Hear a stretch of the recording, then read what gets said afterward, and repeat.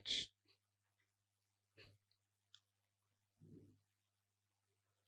So జరియల్లో concept of poverty is multifaceted. చూసాం అది. అంటే దానివల్ల ఒక సమస్య కాదు, అనేక సమస్యలు వస్తాయి.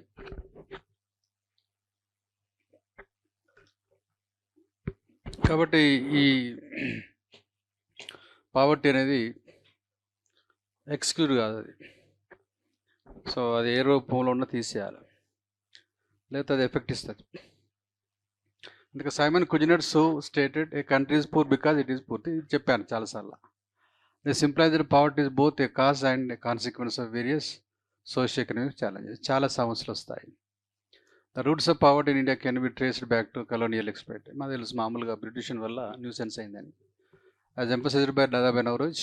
బుక్ పేరు రాసాలే, ఇది ఎస్ఏలు కాబట్టి తప్పకుండా బుక్ మనం మెన్షన్ చేయాలి. పావర్టీ అండ్ అన్బ్రిటిష్డ్ ఉండి, నాట్ బ్రిటిష్, అన్బ్రిటిష్డ్ ఉండి. So they exploit does a lot. అర్థమైందా? ఇండస్ట్రీని ఏం చేసారు? డీఇండస్ట్రీ చేసి పడేసారు. ఓకేనా? తెలుగులో ఏం చెప్పిన విపారిశ్రామికీకరణ అని రాయాలి. ఇంగ్లీష్లో డీఇండస్ట్రియలైజేషన్. తర్వాత అర్బన్ వ్యవస్థ దెబ్బకొట్టారు. విపట్టణీకరణ. దీని డీఅర్బనైజేషన్. అంటే ఈ బ్యాక్గ్రౌండ్ స్టోరీ కూడా దీనికి మనకు వర్కౌట్ అవుతుంది. అందుకోసం బ్రిటిష్ వారు పరిపాలించడం వల్ల అనేది రీజన్. తర్వాత ఇది గ్రామీణీకరణ చేశారు. గ్రామీణీకరణ అంటే రూరలైజేషన్ అంటే people generally as development taking place, people who residing in rural area shifted to urban areas. Ridiculously urban people move to rural areas. ఇది వాళ్ళ వల్ల. ఓకేనా? తర్వాత ఇంకోటి ఏంటంటే వీళ్ళు ఇండియాను ఒక కాలనీగా భావించారు. కాలనీ అంటే మీనింగ్ వాళ్ళ డెవలప్మెంట్ కోసం మనల్ని ఉపయోగించుకోవడం. They used us for their development. ఓకేనా? ఇవన్నీ వాళ్ళ వల్ల మనకు బెదిరికం. When British left India, they left behind a nation where by 90% population పావర్టీలో ఉన్నారు. 1947లో మన poverty ratio. Since independence, government of India implementation numerous measures to combat poverty. కాబట్టి ఇలా ప్రభుత్వం తీసుకున్న చర్యలు ఇలా మనము మాట్లాడుకోవాలి. Okay, right. ఏంటిది ఇక్కడ? ఫస్ట్ మానిటరింగ్, ఏది లెక్కించడం. సో ఇక్కడ మనం ఎప్పుడు స్టార్ట్ చేసిన లెక్కలు 73, 74. ఇప్పుడు మామూలుగా మనం ఏం గుర్తుపెట్టుకోకుండా, ఆలోచించకుండా, అర్థమైందా, స్పాంటేనియస్గా వస్తున్నది. ఎందుకు అంటే రిపిటేషన్. అదే చెప్తున్నా, రిపిటేషన్ వల్ల మెమరీ పెరుగుతుంది. మెమరీ పెరిగినప్పుడు డేర్ వస్తుంది. అదేందా? కాబట్టి కాన్సెప్ట్ను చదవడం ఒకటి, అర్థం చేసుకోవడం ఒకటి, దాన్ని గుర్తుంచడానికి రిపీట్ చేయడం ఒకటి. మొత్తం మీద కంఫర్టబుల్ ఉండాలి, టెన్షన్ లేకుండా ఉండాలి కాన్సెప్ట్ పైన. సో ఇక్కడ దీనికి మనం ఉపయోగించింది ఇలా ఎంపీసీ అనేది చెప్పిన మనం, monthly per capita consumption expenditure. ఇక్కడ ఇచ్చారు, అది తప్పది, చూస్తాను నేను. రైట్, దాన్ని ఎంపీసీ అంటాం. ఎంపీసీ అంటే చెప్పిన మన ఇంగ్లీష్లో monthly per capita consumption expenditure. ఎక్కడి నుంచి వస్తుంది? Very good. కాబట్టి మనకు ఇలా economy into price is equals to national income by population. Very nice.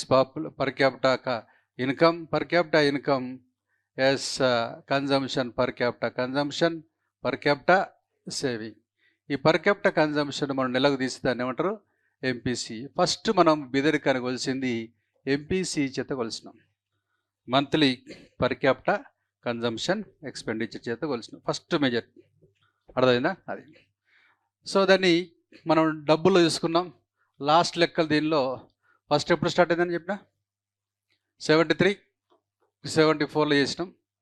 అర్థమైందా? 73, 74 లాస్ట్ 2011, 12కు లాస్ట్. ఆ తర్వాత ఆపేశారు. ఆపేసిన తర్వాత నీతి ఆయోగులు తీసుకున్నారు. నీతి ఆయోగ్ వాళ్ళు ఒకటి కాకుండా ఎన్ని అంశాలండి? 12 అంశాలు. సో ఇక్కడ మీకు ఈ మంత్లీ పర్ క్యాపిటా కన్జంప్షన్ ఎక్స్పెండిచర్లో గ్రామాల్లో ఎంత ఖర్చు చేయాలి నెలకు ఒక వ్యక్తి? 8 రాని అంతే. ఇప్పుడు మామూలు 2-3 సార్లు అంటే వచ్చేస్తుంది.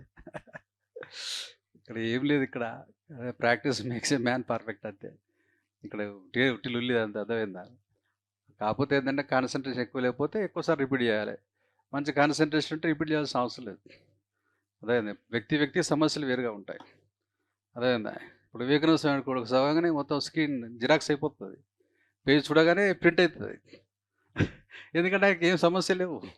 అదే పెళ్ళి లేదు, పిల్లలు లేరు, ఆ సంసారం లేదు, కాబట్టి ఆయన ఏం చదవగానే అది వచ్చేస్తుంది. ప్లస్ బాడీ పర్ఫెక్షన్ ఉంచుకుంటాడు. బాడీ వెరీ ఇంపార్టెంట్, ఫిజికల్ కూడా. సో కాబట్టి అక్కడ మనది ఏంటంటే ప్రాబ్లమ్స్ ఎక్కువ ఉన్నప్పుడు ఎక్కువ రిపీట్ చేయాలి అంతే, సీక్రెట్ అంత ఏం లేదు. సరే ఇది అదే అర్బన్ ఏరియాస్ ఎంత? 1000 రూపీస్ ఖర్చు చేయాలి నెలకు. ఓకేనా? ఖర్చు చేయాలి. ఖర్చు చేయకపోతే బీపీఎల్ చేస్తే ఏపీఎల్ అంటే అబోవ్, కింది కొంటే బిలో పవర్టీ లైన్. ఓకేనా? రైట్స్. సరే ఇది ఎంపీసీ గురించి నా మాట్లాడు. కాబట్టి అక్కడ కంఫర్టబుల్గా ఈజీగా తీసుకోవాలి సబ్జెక్ట్. ఎప్పుడైనా గుర్తుపెట్టుకోవాలి, ఈజీ తీసుకోవాలి, స్ట్రెస్ ఉండకూడదు. So align with global standards India later adopted multi dimensional. ఒకటి కాదు బాబు, 12 అంశాలు తీసుకోవాలి. వరల్డ్ ఎన్ని తీసుకుంటారు అంశాలు తీసుకుంటారు? 10, మనం 12 తీసుకుంటున్నాం. అది ఎంపీఐ, ఇది ఎంపీఐ. కాకపోతే దాన్ని లెక్కించడం యూఎన్ వాళ్ళు, తర్వాత మనమో నీతి ఆయోగ్ వాళ్ళు, అట్లా. సరే ఒక అంశంతో మనం ట్రాక్ చేయలేం, నిజమైన పరిస్థితి తెలుసుకోలేము, కాబట్టి మల్టిపుల్. సరే ఓకే, వదిలేసేయండి. 5 year ప్లాన్స్లో రైట్ ఏం జరిగింది అనేది ఇక్కడ. The 5 year plans of India have consistently prioritised poverty elevation. For instance 4th plan ఏం చెప్పింది? గరీబీ హటావో అన్నది. ఇందిరాగాంధీ గారు ఏమన్నారు? గరీబీ హటావో. రైట్. సో ఆ విషయం మనం ఇక్కడ అర్థం చేసుకోవాలా. సో గరీబీ హటావో అని ఇందిరా గారు 4th ప్లాన్లో. కాబట్టి ఇండియాలో మనకు స్వాతంత్రం వచ్చిన వెంటనే మనం చేసిన పిచ్చి పని ఏంటంటే హెచ్డి నమూనా. హెచ్డి అంటే హారట్ దోమర్. ఆయన ఏమన్నంటే జాతీయత పెంచుకోండి బాస్, ఎవ్రీథింగ్ ఓకే అన్నాడు. అది రాంగ్. అది జాతీయత పెంచడం అంటే ముఖేష్ పెంచుతాడు, అనిల్ పెంచుతాడు, అదే అడాని పెంచుతారు. బట్ అట్లా కాదు కదా, అందరికి రావాలి అది. కాబట్టి ఇక్కడ కాన్సెప్ట్ ఏంటంటే అట్లా మనం చేసిన పొరపాటు ఏంటంటే 1947 నుంచి ఇలా 2024 ఇప్పటికి కూడా మనోడు ఏమంటాడు? వీక్షిత్ భారత్ కావాలి. 2047లో భారతదేశం అర్థమైందా $30 trillion ఎకానమీ కావాలి, $13,845 తలసరి ఆదాయం దాటాలి, భారతదేశం ఒక డెవలప్డ్ కంట్రీ కావాలి. అంటే జాతీయతం పరంగా చెప్తున్నావు, అది కాదు కదా. కాబట్టి ప్రజలకు అందాల ఆదాయం. సరే అది తప్పుడు వ్యవస్థ ఇది. కాబట్టి ఇక్కడ మీరు పర్ క్యాపిటా ఇన్కమ్ పెంచుకోవాలా, హెచ్డిఐ పెంచుకోవాలా. కాబట్టి ప్రజలకు అన్ని రకాల మీరు సౌకర్యాలు కల్పించాలా. సరే వదిలేసేయండి. ఇది లెక్కలు వికసిత్ భారత్. రైట్. కాబట్టి గరీబీ హటావో అనేది ఏ ప్రణాళిక అండి? 1, 2, 3. దెన్ ఇక్కడ ఈ మూడింటిని మనం జీఓపి అంటాము, గ్రోత్ ఓరియంటెడ్ ప్లాన్స్. అంటే వృద్ధి కేంద్ర ప్రణాళికలు, జీఓపి ప్లాన్స్ అన్నాం, వృద్ధి కేంద్ర ప్రణాళికలు అన్నాం. అంటే దాని అర్థం ఏంటంటే జస్ట్ మీరు జాతీయాన్ని పెంచుకోండి చాలు అని ఒక రాంగ్ నోషన్లో వెళ్ళిపోయినాం. సరే అదంతా ఇక్కడ విషయం ఏంటంటే ఎకానమిస్టులది వాళ్ళ కాన్సెప్ట్ వేరే ఉంటుంది, బట్ ఎకానమిస్టులు కాదు ఇక్కడ. ఓకే, గరీబీ హటావో అని. సరే నినాదం మంచిదే. అయితే ఇది జీ అంటాం. ఓకే, సో 4th ప్లాన్ నుంచి ఏమొచ్చిందంటే G+J అనే కాన్సెప్ట్ స్టార్ట్ అయింది. Justice, growth with justice and the fruits of the economic development must be percolated to bottom people. అంటే ఈ అట్టడుగున ఉన్న వాళ్ళకి ఆ జీడిపి ఫలాలు రావాలి. గ్రోత్ విత్ జస్టిస్ ఏ ప్రణాళిక అండి? 4th ప్లాన్లో. కాబట్టి ఈ ఆర్థిక ఫలాలు అందరికీ రావాలని ఎప్పుడు అనుకున్నామంటే ఫోర్త్ ప్లాన్ను. ఫస్ట్ 3 ప్లాన్ అనేది అట్లే పోయింది అది. అది based on HD Harrod Domar. So first impression best impression మనం స్టార్టింగ్ పునాదులు రాంగ్ పడ్డాయి. ఇప్పుడు కూడా అదే రాంగ్ పునాదుల్లో ఉన్నాం మనం. కాబట్టి ఒక దేశం డెవలప్ కావాలంటే జాతీయ ఆదాయం కాదు, దేశం డెవలప్ కావాలంటే ప్రజలు డెవలప్ కావాలి. అది మనకు తప్పుడు వ్యవస్థను ఏర్పాటు చేసుకున్నాం. సరే వదిలేసేయండి. తర్వాత నెక్స్ట్ 5th ప్లాన్లో మనం చెప్పాం. 5th ప్లాన్లో ఇవాళ ఏం చేసినామంటే పావర్టీకి మొదటిసారి ప్రారంభించిన బీపీఎల్ ప్రాధాన్యత. కాబట్టి భారత ప్రణాళిక చరిత్రలో ఫస్ట్ ఏ ప్రణాళికలో బీదరిక ప్రార్థించింది 5th ప్లాన్ వస్తుంది. 5th ప్లాన్ స్లోగన్ ఎప్పుడు వచ్చింది? 4th ప్లాన్ వచ్చింది. అంతే, అట్లా క్లారిటీ మనం ఇస్తూ ఉండాలి అక్కడ. కాబట్టి ఆ 3 ప్రణాళికల్లో మనం కొంచెం తప్పుడు వ్యవస్థను ఏర్పాటు చేసుకున్నాం అనే విషయం అర్థం చేసుకోవాలి. కాబట్టి ఒక డెవలప్డ్ కంట్రీ ఉన్న భారతదేశాన్ని బ్రిటిష్ వాడు వచ్చి మొత్తం సర్వనాశం చేసిన తర్వాత ఇలా 47 నుంచి మనం మంచి పాలసీ మేకింగ్ చేసుకుంటే బాగుండేది. ఎందుకంటే డెవలప్డ్ కంట్రీకి కావాల్సిన ఆల్ ఫీచర్స్ వీఆర్ హ్యావింగ్. అది నేచర్ రిసోర్సెస్, హ్యూమన్ రిసోర్స్, ఇంకేదైనా కావచ్చు. కాకపోతే దాన్ని ఉపయోగించుకునే విధానం సరిగ్గా లేకపోవడం వల్ల ఇలా అప్పుల పాలైన దేశం అని చెప్పవచ్చు. ఓకే, 5th ప్లాన్ తర్వాత 6th కాకుండా మళ్ళీ 7thలో ఇంకొక వచ్చింది. ఏంటిదంటే రాజీవ్ గాంధీ గారు గరీబీ బికారీ హటావో, దీన్ని బికారీ హటావో, బీదల్లోని బీదలు వాళ్ళు లేకుండా చేయాలనేది రాజీవ్ గాంధీ గారు చేశారు. ఇటు ప్రభుత్వము తను చేస్తూనే ఉన్నది ఎఫోర్టు. ఓకేనా, ఆ విషయం అర్థం చేసుకోవాలి. తర్వాత 9th ప్లాన్లో ఏం చేసినామంటే ప్రత్యేక చర్య పథకం అని ఒకటి చేసినాం. ఓకేనా, దాన్ని మనం ఏంటంటే ఎస్పెషల్లీ స్పెషల్ యాక్షన్ ప్రోగ్రామ్. కాబట్టి ఇలా బీదరికం కోసం భారతదేశం ఫస్ట్ లెక్కలు స్టార్ట్ చేసింది 73, 74లో, రైట్. అక్కడ ఆ తర్వాత 4th ప్లాన్కి వచ్చి ఇలా గరీబీ హటావో అన్నాం. 5th ప్లాన్లో ప్రారంభించినాం. కాబట్టి 1, 2 ఇలా 3, 4 తర్వాత 7 తర్వాత 9 ఇట్లా.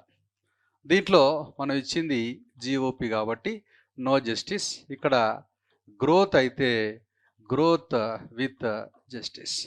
ఇక్కడ వచ్చేసి మనకు ఇలా బికారీ హటావో, తర్వాత ఇక్కడ గరీబీ హటావో వచ్చింది. ఇక్కడ స్పెషల్ యాక్షన్ ప్రోగ్రామ్ ఒకటి వచ్చింది, ప్రత్యేక చర్య పథకం వచ్చింది. ఓకేనా, ఇది 9th ప్లాన్లో. తర్వాత గ్రోత్ జస్టిస్ ప్లస్ ఈక్విటీ అనే కాన్సెప్ట్ ఇలా 9thలో వచ్చింది.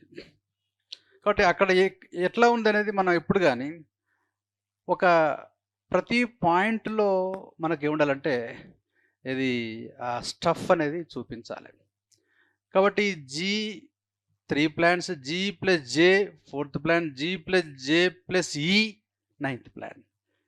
G అంటే ఏంది? వృద్ధి. J అంటే ఏంది? సాగిన. E అంటే ఈక్విటీ, అంటే అందరికీ సమానత్వాన్ని ఇవ్వాలనేది 9th ప్లాన్లో ఇచ్చినాం. అది 9th ప్లాన్లో శాప్ అని పెట్టుకున్నాం, స్పెషల్ యాక్షన్ ప్రోగ్రామ్, ప్రత్యేక చర్య పథకం. సో ఇవి మనకు రైట్.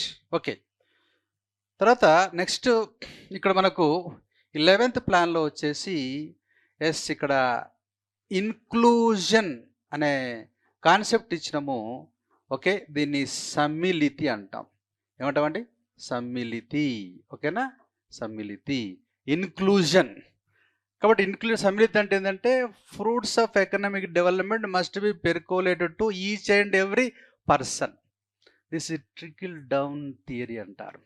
ట్రికిల్ డౌన్ థియరీ అంటే ఇక్కడ ఢిల్లీలో 100 రూపాయలు ఇస్తే బీదవాని కోసం ఇట్లా కిందికి రావాలి. ట్రికిల్ డౌన్, బీదల కోసం 100 రూపాయలు చెల్లిస్తే బీదవానికి రావాలి. ఇక్కడ రాజీవ్ గాంధీ అన్నాడు, బాబు 16 రూపాయలు వస్తున్నారా బాబు బీదవానికి అన్నాడు Rajiv Gandhi himself, prime minister of India, accepted that just we release 100 rupees in Delhi, only 16 rupees are reach to the penury poverty people.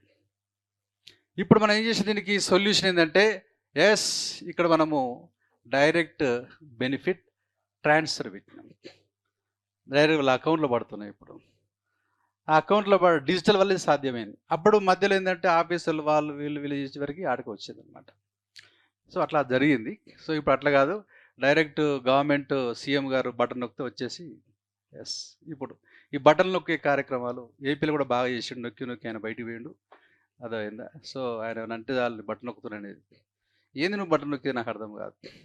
So కాబట్టి ఇప్పుడు మనోడు కూడా మొన్న ఏది 2,00,000 రుణమాఫీ కోసం బటన్ నొక్కిర్రు. దీంట్లో మునగాళ్ళు మనోళ్ళు, ఎందుకంటే ఏం చేసేది లేదు కదా, అర్థమైందా? వచ్చిన వాళ్ళు కష్టపడి కట్టిన ట్యాక్సీలు తీసుకుపోయి బటన్ నొక్కుతారు, అర్థమైందా? దానివల్ల ఏమవుతుందో వీళ్ళు తెలియదు. సో ఇది సరే, ఇదంతా జనాల్ని మాయ చేసే కార్యక్రమాలు వదిలేసేయండి. ఎకనామిక్స్లో ఒప్పుకోరు. ఎకనామిక్స్లో నువ్వు పెట్టే ప్రతి పైసా వల్ల ఆస్తి క్రియేట్ కావాల్సిందంతే. ఆస్తి లేదు అంటే కథం, నాశనం. సరే వదిలేసేయండి శాప్. సో ఇది మామూలుగా మీకు ఆ లిటరేచర్ అక్కడ అంటే తెలిసి ఉండాలి. అక్కడ ఇది మిమ్మల్ని రాస్తూ కూడా మీరు ఏం చేయాలంటే ఈ అడిషనల్ ఇన్ఫర్మేషన్ మీరు అక్కడక్కడ యాడ్ చేస్తూ పోవాలి అక్కడ. బట్ పర్ఫెక్ట్గా ఉండాలి అక్కడ, అర్థమైంది? ఇది ఇట్లా అనేది క్లారిటీ ఉండే విధంగా ప్రయత్నం చేసుకోవాలా. ఓకేనా? రైట్. సో మొత్తం మీద ఇవాళ మరి బీదరికం విషయంలో రైట్, ఇవాళ అదొక కర్స్, అదొక ప్రాబ్లం. ఓకే, ఇప్పుడు 5 ఇక్కడ అయిపోయింది. Economic growth. సరే ఇది కూడా ఓకే. ఎకనామిక్ గ్రోత్ జూమ్ చేద్దామా? Right. Okay. The government recognized economic growth as a critical driver of poverty reduction since economic reforms 1991. Incidence of poverty has significantly declined. Before these reforms, in 1973, poverty rate was recorded 54. Post reform, yes, ఇక్కడ మనకు ఈ economic reforms అనే concept 1991లో వచ్చింది. దీనికంటే ముందు ఇలా 54% ఉంది yes BPL. ఇది 1973లో. ఇవాళ నీతి ఆయోగ్ వాళ్ళు ఇచ్చినటువంటి దానిలో 2021లో ఇలా 14.96%, 2023లో 11 ప్రొవిజన్ అది. బట్ ఇది చూసుకోవాలి మనం. సో ఇక్కడ మనకు ఇవాళ బీపీఎల్ అనేది తగ్గిందనే విషయం ఇక్కడ అర్థం చేసుకోవాలి ఆ విషయం. ఓకేనండి? మొత్తం మీద బీదరిక నిర్మూలన కోసం చర్యలు తీసుకుంటున్నారు దానివల్ల. సో ఇక్కడ కాన్సెప్ట్ ఏంటంటే ఈ లోపు సప్లై అనేది తక్కువగా ఉండే, డిమాండ్ ఎక్కువగా ఉండే, అదేనండి. సో ఇప్పుడు సప్లై పెరిగింది, సప్లై అనేది పెరిగింది, అర్థమైందా? కానీ ఇక్కడ కాన్సెప్ట్ ఏంటంటే ప్రైస్ ప్రాబ్లం ఉంది. ఇక్కడ వస్తువులు లేక ప్రైస్ పెరిగింది, ఇక్కడ ప్రైస్ పెరిగింది, ఇక్కడ కూడా ప్రైస్ పెరిగింది, ధర పెరిగింది. కానీ ఇక్కడ వస్తువులు లేక ధర పెరిగితే వస్తువులు ఉండి ధర పెరిగింది. అది ఎట్లా అంటే కార్టలైజేషన్. అంటే ఎవరైతే ప్రొడ్యూసర్స్ ఉన్నారో వాళ్ళు ఒక గ్యాంగ్గా తయారైపోయి ఈ రేటుకే. ఇప్పుడు మీకు ఇంతెందుకు, కోవిడ్ కన్నా ముందు ఆయిల్ ప్యాకెట్ ఎంత ఉండే కదా, ఇప్పుడు ఎంత ఉన్నది కదా? అంటే 1947 నుంచి 2020 వరకు 90 రూపీస్ ఉండి ఇప్పుడు డబల్ అవుతుందా? ఆ సిండికేట్ అంతే అది. అందుకే అంటున్నా, ఏ షాపులో పోయినా వస్తువులు ఉంటాయి కానీ కొనలేడు. 91 కంటే ముందు వస్తువులు లేకులేదు, ఏడుపు మాత్రం కామన్ అది. అప్పుడు ఏడిపోయి ఇప్పుడు ఏడిపోయి, అర్థమైందా? సో ఇది స్కేర్సిటీ ఆఫ్ గూడ్స్, ఇది ప్రైస్ ఎన్హాన్స్మెంట్. సో ప్రతి ఒక్కరికి ఒక గ్యాంగ్, ఒక యూనియన్ తయారు చేసుకుంటారు, ఈ రేటుకి అమ్ముకోవాలి మనం, అది కాన్సెప్ట్. మీకు ఇవాళ ఒక సరే కోవిడ్ సమయంలో ఏదో సమస్యలు అన్నావు, నువ్వు చేసినావు, మరి కోవిడ్ తర్వాత సిచ్యువేషన్ నార్మల్ అయింది కదా, మరి ఎందుకు తగ్గదు అక్కడ అంటే తగ్గిరు వాళ్ళు ఇక, అదేనా? అది కాన్సెప్ట్. సో ఇది గవర్నమెంట్ కూడా ఏం చేయదు, ఎందుకంటే గవర్నమెంట్లో ఉన్న వాళ్ళు అర్థమైందా, వాళ్ళకు కనెక్షన్ ఉంటుంది కాబట్టి వాళ్ళు కూడా పట్టించుకోరు, ఇది కాన్సెప్ట్. ఒకవేళ వాళ్ళు ఏమైనా అనుకోండి, వాళ్ళకి 2-3 బ్యాగులు పోతే కాము కూర్చుంటారు. సో పబ్లిక్ని ఇట్లా అంటే మీరు అడగవచ్చు క్వశ్చన్. ఇప్పుడు జనరల్గా ఏంటంటే 2-3 ఇయర్స్లో డబులింగ్ ఎట్లయితే నాకు అర్థం కాదు. సరే సమస్యలు ఇప్పుడు తగ్గాలి కదా, తగ్గుతలేదు కదా అది. సో కాబట్టి ఎప్పుడు కానీ ఒక వస్తువు ధరను ఎవరు నిర్ణయించాలంటే డిమాండ్ సప్లై నిర్ణయిస్తే ఆ ప్రైస్ కరెక్ట్గా ఉంటుంది, ప్రైస్ కరెక్ట్ ఉంటుంది. ఒక వస్తువు యొక్క ధరను డిమాండ్ సప్లై నిర్ణయిస్తే దాన్ని ప్రైస్ మెకానిజం అంటాం, ధరల యంత్రాంగం అంటాం. ఒక వస్తువు ధరను డిమాండ్ సప్లై అనేది దాన్ని ధరల యంత్రాంగం, ప్రైస్ మెకానిజం అంటారు. బట్ ఇప్పుడు అట్లా కాదు, ఇక్కడ ఈ రెండు కలిపితే మార్కెట్ కదా. మార్కెట్ అనేది ముందే సేల్ చేసే వాళ్ళు, ఉత్పత్తి చేసే వాళ్ళు కార్టెల్గా తయారైపోయి, సిండికేట్గా తయారైపోయి ఒక ధర నిర్ణయిస్తున్నారు, అదేనా? సో ఇట్లాంటప్పుడు ఎవరు చర్య చూసుకోవాలి మరి ఇండియాలో? Whenever sellers, producers cheat the public, one authority is there, they need to take action. ఓకేనా? That is CCI. ఏంటండి? Competition commission of India. ఎవరైతే సెల్లర్స్ ఇష్టం వచ్చిన ప్రవర్తిస్తారో, అదే ఒకసారి సిమెంట్ కంపెనీలు వాళ్ళు ఏం చేశారంటే, వాళ్ళు విచిత్రంగా ప్రొడక్షన్ తగ్గించారు. తగ్గిస్తే ప్రైస్ ఏమవుతుంది? ప్రైస్ పెంచారు. ప్రొడక్షన్ తగ్గించడం వల్ల వాళ్ళకి ప్రైస్ మీద ప్రాఫిట్ వస్తుంది. ప్రొడక్షన్ తగ్గడం వల్ల కాస్ట్ ఆఫ్ ప్రొడక్షన్ తగ్గుతుంది, అక్కడ కొంత మిగులుతుంది, అక్కడ మిగులుతుంది, ధర పెరిగితే ఇక్కడ లాభం వస్తుంది. ఇది బాగుందని చెప్పేసి టాప్ 20 కంపెనీస్ ఏంటంటే ఆ పని చేశారు. చేయగానే కొంతమంది కంప్లైంట్ ఇచ్చారు సిసిఐకి. సిసిఐ వాళ్ళు పిలిచారు, బాబు ట్రాండ్ అంటే మొత్తం బిర్లా వాళ్ళు వీళ్ళు మొత్తం వచ్చి కూర్చున్నారు. ఏంటంటే, మీరు ధర ఎందుకు పెంచారు? ఏం చేయాలి సార్, నాకు అర్థం కాదు, చాలా ప్రాబ్లమ్స్ ఉన్నాయి, కరెంటు లేదు మాకు, అవి ఓ పని చేయండి, మీకు ఏ ప్రాబ్లమ్స్ మొత్తం లిస్ట్ రాసి అని చెప్పి. లిస్టే కాదని చెప్పి మొత్తం రాసి పడేసారు. లేబర్ లేదు, కరెంట్ లేదు, అన్నీ రాసి రాసిన సైన్ చేసి పడారండి. అందరు సైన్ చేశారు. ఇక పోనీ అని చెప్పి టీ ఇచ్చి బిస్కెట్లు ఇస్తే బిస్కెట్ తిని పోతారు. తర్వాత వీళ్ళు రాసిన అన్ని ఫోన్లు చేసి పడేసారు, కరెంట్ డిపార్ట్మెంట్కి చేసారు. నిజమేనా, కరెంట్ లేదా? వాళ్ళకు టైంతో సహా ఉంటుంది కదా. ఏ సార్ 24/7 కరెంట్, ఓకే. ఇట్లా చూస్తే మొత్తం రాంగే. సో ఆ కంపెనీలకు 5,000 కోట్లు ఫైన్ వేసి పడింది. ఎవరు? సిసిఐ. ఏం సార్ అంటే, మీరు చెప్పారు కదా, మీరు చెప్పింది ఒక్క టాలెంట్ అవుతుంది, ఏం చేస్తాం మరి, 5,000 కోట్లు వేసారు. కాబట్టి వీళ్ళు కొంచెం అలర్ట్గా ఉంటే నడుస్తుంది. Okay, right, come to the point. సరే, ఎకనామిక్ గ్రోత్, రైట్. కాబట్టి ఎకనామిక్ గ్రోత్ వల్ల కూడా ఇవాళ కొంత అంటే ఇక్కడ ఇన్ఫ్లేషన్ బాగానే ఉంది. ఇక్కడ ఇవాళ 16.5% అన్నాం. మీకు తెలుసు 16 ఎంత ఉండాలో మీకు ద్రవ్యోల్బణం? 4 to 6% ఇండియాలో, గ్లోబల్ అయితే 4%. అంటే కంఫర్టబుల్ జోన్ ఆఫ్ ఇన్ఫ్లేషన్ అంటాం కదా, రైట్. 16.7 ఉండే, ఇక్కడ ఎస్ తగ్గుదల అనేది వచ్చింది. కాబట్టి ఇన్ఫ్లేషన్ ఇక్కడ ఎక్కువ ఉంది, ఇక్కడ తక్కువ ఉంది. Yes, that credit goes to economic growth. అంటే ఇక్కడ వస్తువులు ఉన్నాయి, కనీసం ఇక్కడ వస్తువులు లేవు. కాబట్టి ఇలా బీదరికానికి ద్రవ్యోల్బణానికి దగ్గర సంబంధం ఉంటుంది. మీకు తెలుసు, ద్రవ్యోల్బణం ఎక్కువగా ఉంటే ధరలు ఎక్కువ ఉంటాయి, నో పర్చేసింగ్ పవర్, దాన్ని బీదరికం వస్తుంది. ఓకేనా, రైట్. కాబట్టి బీదరిక తీవ్రత అనేది 91 కంటే ముందు ఎక్కువ ఉన్నది, 91 తర్వాత తక్కువ ఉన్నది. ఎందుకంటే వస్తువులు అందుబాటులో ఉన్నాయి. ఒకటి, ప్రైవేట్ సెక్టర్ మనం అవకాశం ఇచ్చినాం, వాళ్ళ వస్తువులు ఉత్పత్తి చేస్తున్నారు, ఎంప్లాయ్మెంట్ వస్తున్నది. అందుకోసమే ఇవాళ ఇక్కడ మనకు 4.5 lakh crores అన్నాం కదా, ఇది జాతీయ ఆదాయం. ఇక్కడ 25 lakh crores అన్నాం కదా, ఇక్కడ 291 lakh crores వచ్చింది జాతీయ. చెప్పారు మీకు జాతీయ చాప్టర్లో. 171 అనేది బేస్ ప్రైస్. ఓకేనా? కాబట్టి అది బీపీ కిందికి వస్తుంది. Okay, right. అన్ని ఖర్చులు తీసేస్తే.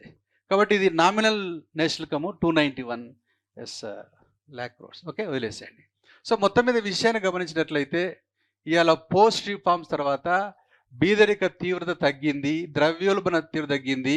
ఎందుకోసం? ఉత్పత్తి అనేది పెరిగింది అనే విషయం అర్థం చేసుకోవాలి. ఓకేనా, రైట్.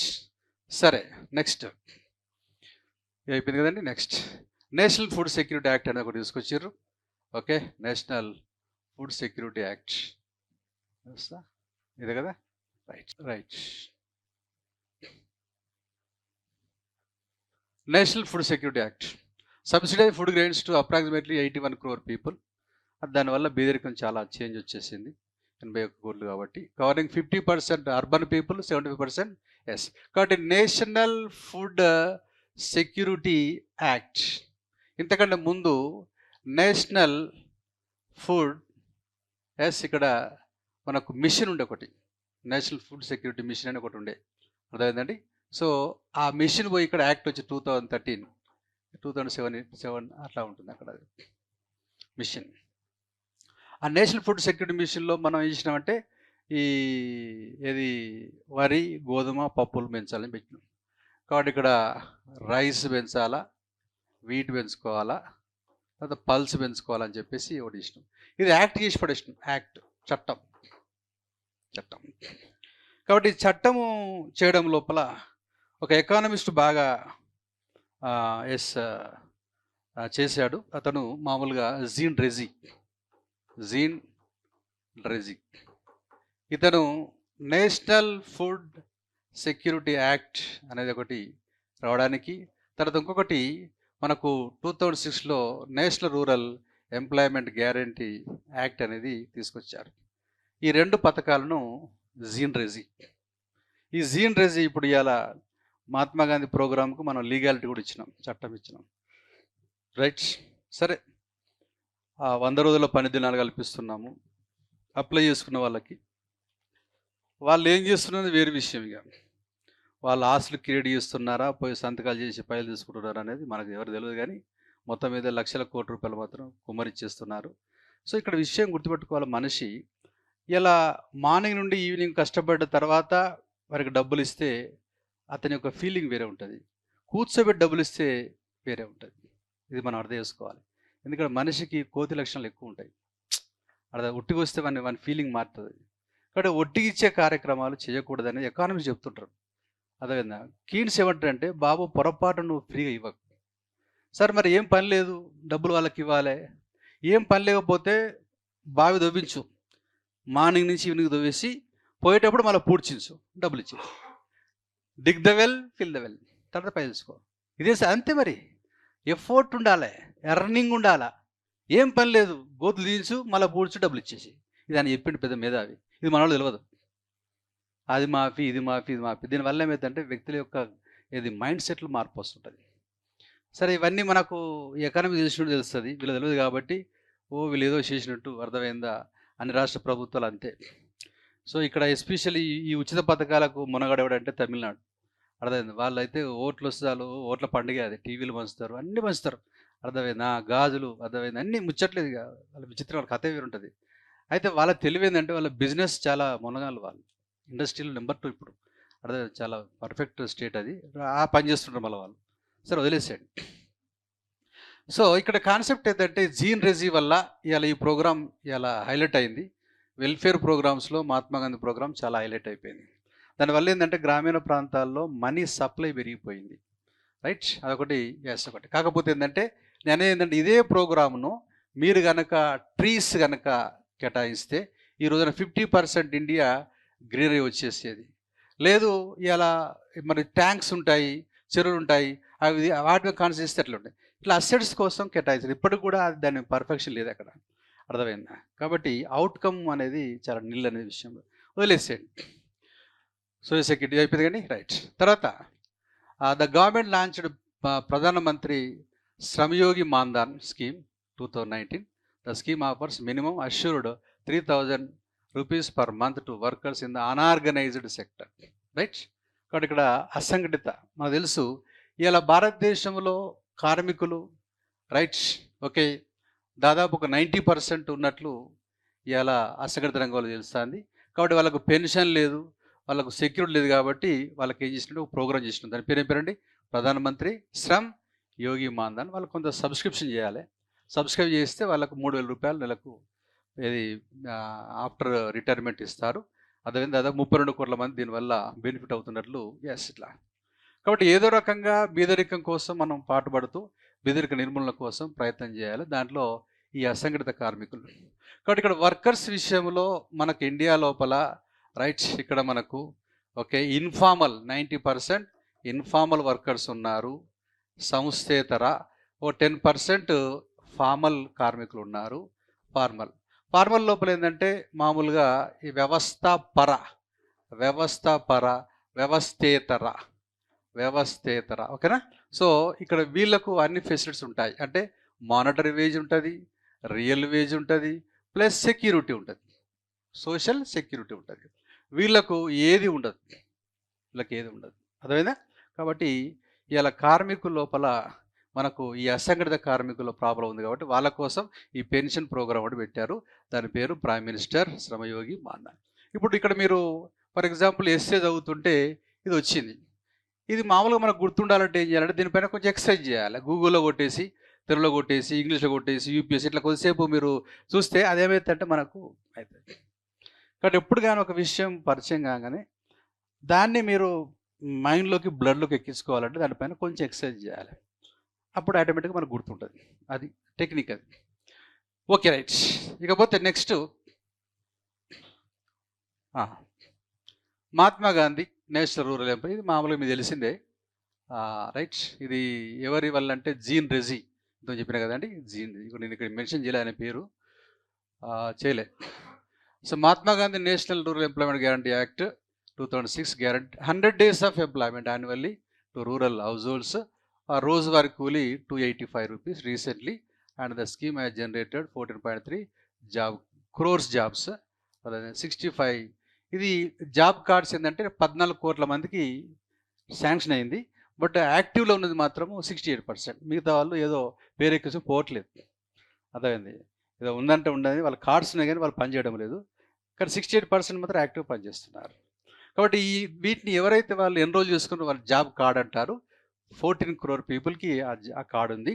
బట్ పనిచేసే వాళ్ళు మాత్రం 68%. అది వేరే విషయం. సో ఇది ఎవరి వల్ల అంటే మిస్టర్ జీన్ డ్రెజీ. ఎవరండి? Jean Dreze. ఓకేనా? కాబట్టి కాంగ్రెస్ పార్టీ వాళ్ళు 2006లో ఇప్పుడు ఎందుకు వస్తున్న 2004లో వాళ్ళ ఎలక్షన్కి వచ్చినప్పుడు ఈ ప్రోగ్రాం బాగా పనిచేసింది. అదే రకంగా జీన్ రెజీ వీళ్ళు చేసిన 2014లో మళ్ళీ ఎలక్షన్ అయింది కదా, మళ్ళీ ఆయన పిలిచారు. ఈ స్కీమ్ వల్ల మేము మరి వచ్చినాం బయటికి, మళ్ళొకసారి రమ్మని చెప్పి ఏదో స్కీమ్ పెడితే మళ్ళీ వద్దాం అని చెప్పేసి రెండోసారి పిలిపిస్తే మన చేసిన నేషనల్ ఫుడ్ సెక్యూరిటీ యాక్ట్ అని చేసిపోయింది. కానీ వర్కౌట్ కాలేదు. ఎందుకోసం అంటే ఆ 10 years 2004 నుంచి 2014 వరకు చిదంబరం చేసి చూడలేక జనానికి పిచ్చిలేసేది. చిదంబరం ఫైనాన్స్ మినిస్టర్, అర్థమైంది, ఆయన సూట్ కాదు. మన్మోహన్ సింగ్ ప్రైమ్ మినిస్టర్, అది సూట్ కాదు. అర్థమైంది. మన్మోహన్ సింగ్ అన్నాడు ఫైనాన్స్ మినిస్టర్ కానీ ప్రైమ్ మినిస్టర్ లేదాడు. అర్థమైంది. ఒక స్టేట్మెంట్ ఇవ్వలేడు గట్టిగా ఆయన. అర్థమైంది. పాకిస్తాన్ ఏమన్నా కానీ కామ కూర్చునేది, ఇట్టినే కూర్చునేది. ఆ పార్లమెంట్లో కూర్చుంటే ఉండడాలి పోయేది తెలియదు, ఇట్టినే కూర్చునేది మనోడు ఎవరు విమర్శించినా కానీ. ఎందుకంటే ఆయన తెలుగు పాలిటిక్స్ లేదు పాపం. సూట్ కాదు క్యాండిడేట్. అక్కడ పిఎం పోస్ట్కు సూట్ అయినవాడు ప్రణబ్ ముఖర్జీ పెట్టలేదు. కానీ ఏంటంటే ఆ క్యాండిడేట్ చెప్తే వినడు. కాబట్టి సిట్ అంటే కూర్చోవాలి, స్టడీ ఎవరు పెడతారు అంటే ఈ మన్మోహన్ సింగ్ పెడతాడు. ఇట్లా దేశాన్ని 10 years వేస్ట్ చేసి పడేసాను. అక్కడ పోస్ట్ కానీ ఆ finance minister post doctor Manmohan Singh రావాలా, చిదంబరంకి కామర్స్ మినిస్టర్ రావాలా. అర్థమైంది. అక్కడ కొంత ప్రాబ్లమ్స్ అయినాయి. సరే వదిలేసేయండి. నేను అనేది ఏంటంటే నీ పోస్టులు ఏదో నీ చేయవచ్చు కానీ కొన్ని కోట్ల జనాల జీవితాలు కదా ఇవి. అర్థమైందా? ఆయనకు డాక్టర్ మన్మోహన్ సింగ్ ఆయనకు మాట్లాడని తెలుసు. అక్కడ తెలిసి ఎట్లా పెడుతున్నావు ప్రైమ్ మినిస్టర్గా, నువ్వు తప్పు కదా. సోనియా గాంధీ నువ్వు ఉండాలా, ఎవరో ఏదో అని చెప్పేసి నువ్వు పక్క వదిలి ఆయన పెట్టేసినావు. అక్కడ కరెక్ట్ పర్సన్ అక్కడ ఉన్న మినిస్టర్ లోపల ప్రణబ్ ముఖర్జీ క్యాండిడేట్ కరెక్ట్, ఆయన పక్క పెట్టేసిండు. ఓకే, సరే వదిలేసేయండి. సో ఇలాంటి రాంగ్ సెలక్షన్ల వల్ల కూడా పెద్ద న్యూసెన్స్ అవుతుంది. ఇంతెందుకు, ఇలా వాజ్పేయి వచ్చినప్పుడు ఎస్ క్యాండిడేట్ మంచోడే, కానీ ఫైనాన్స్ మీద సెలక్షన్ రాంగ్. ఎవరికి ఇచ్చిర్రు? ఆయన యశ్వంత్ సిన్హాకి ఇచ్చిండు. యశ్వంత్ సిన్హా ఒక ఐఏఎస్ ఆఫీసర్, ఈ డజన్ నో ఎకానమీ. అందరు తిట్టిరు, ఏం సార్ నాకు అర్థం కాదు, ఎకనామిక్స్ రాదు, నాకు అది ఎట్లా పెట్టినా అంటే ఇంకో క్యాండిడేట్ జస్వంత్ సింగ్ అని, ఆయనకు ఎకనామిక్స్ రాదు. చూడండి ఎంత దారుణం. మరి ఆయన మినిస్టర్లో క్యాండిడేట్ ఎకానమిస్ట్ ఉన్నాడు, Arun Shouri famous economist journalist. ఆయన నువ్వు ఎందుకు పెట్టలే ఆయనకు సెలక్షన్? విచిత్రం ఏంటంటే 2014లో ఎవరు మన మోడీ గారు వస్తే అరుణ్ జైట్లీకి ఇచ్చిండు. అరుణ్ జైట్లీ ఎవరు? ఆయన లాయర్, ఆయన ఎట్లా పెడతావు? లక్లను పోయిండు కాబట్టి ఇవి ఇచ్చారు. అవునా? ఏం చేస్తావు? తప్పు మరి తప్పలేదు. ఒక లాయర్కి ఎట్లా ఇస్తావు? నాకు అది అర్థం కాదు. ఏ రకంగా ఇస్తావు? సో అప్పుడు నిర్మల గారు పక్కనే ఉన్నారు, ఇవ్వలేదు. ఎందుకంటే సీనియర్ మోస్ట్ కాబట్టి అరుణ్ జైట్లీ అనే క్యాండిడేట్ నరేంద్ర మోడీని డామినేట్ చేసేది. ఎందుకంటే సెంట్రల్ కదా, ఇది స్టేట్ గురువు గారు కాబట్టి ఇష్టం తీసుకున్నారు. సో అవి అయిన తర్వాత మళ్ళీ ఇచ్చారు. ఇప్పుడు సెట్ అవుతుంది. ఇప్పుడు 3.4% of GDP is being spent over capital expenditure India. Capital expenditure మూలధనం పైన ఖర్చు చేయాలా, ఇష్టం కాదు అక్కడ.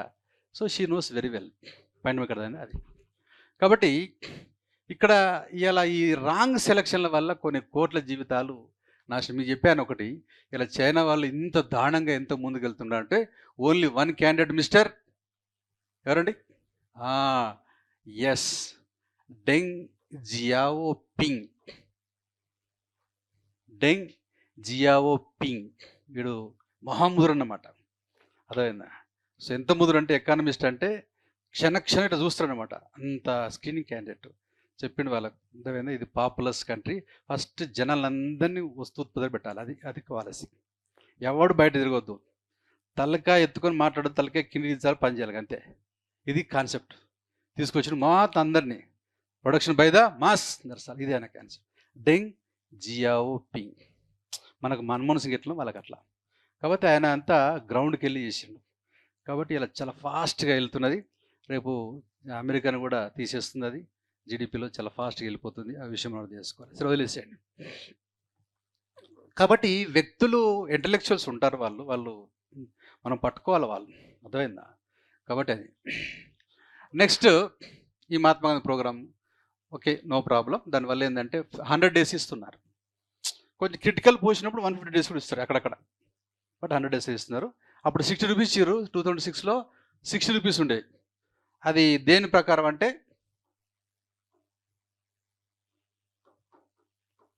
మినిమం వేజ్ యాక్ట్, కనీస వేతన చట్టం 1948. మీరు ఇట్లా గుర్తుపెట్టుకున్నప్పుడు అక్కడ ఆ లైన్ అక్కడ వేసేయాలి. ఏముంటుందంటే మనకు మైలేజ్ వస్తుంది. సో ఆ విషయం అర్థం చేసుకోవాలి. ఓకేనా? రైట్.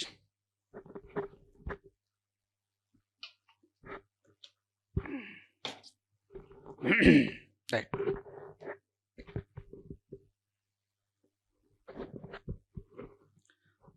ఓకే. సో కాబట్టి ఇక్కడ వీళ్ళు ఇది చేశారు. తర్వాత సిపిఐలో మనకు 2 ఉంటాయి, అగ్రికల్చర్ లేబర్, రూరల్ లేబర్. దీని ప్రకారం డిసైడ్ చేస్తారు. ఎందుకంటే ఇది రూరల్ కదా, రూరల్ పథకం కాబట్టి కన్జ్యూమర్ ప్రైస్ ఇండెక్స్ బిదడి అది మన ఇది ద్రవ్యోల్బణం కొలవడం లోపల ఉంటుంది కన్జ్యూమర్ ప్రైస్ ఇండెక్స్. ఆ గ్రామీణ 2 రకాలు ఉంటారు. అగ్రికల్చర్ లేబర్ ఉంటుంది, రూరల్ లేబర్ ఉంటుంది. రూరల్ లేబర్ అంటే అందరు, అగ్రికల్చర్ అంటే అట్లా. కాబట్టి అగ్రికల్చర్ లేబర్ వాళ్ళు ఖర్చు పెట్టే వస్తువులను ఆధారంగా ఆ అమౌంట్ నిర్ణయిస్తారు. ఇప్పుడు ఎంత ఉంది? 285 ఎంత ఉందండి?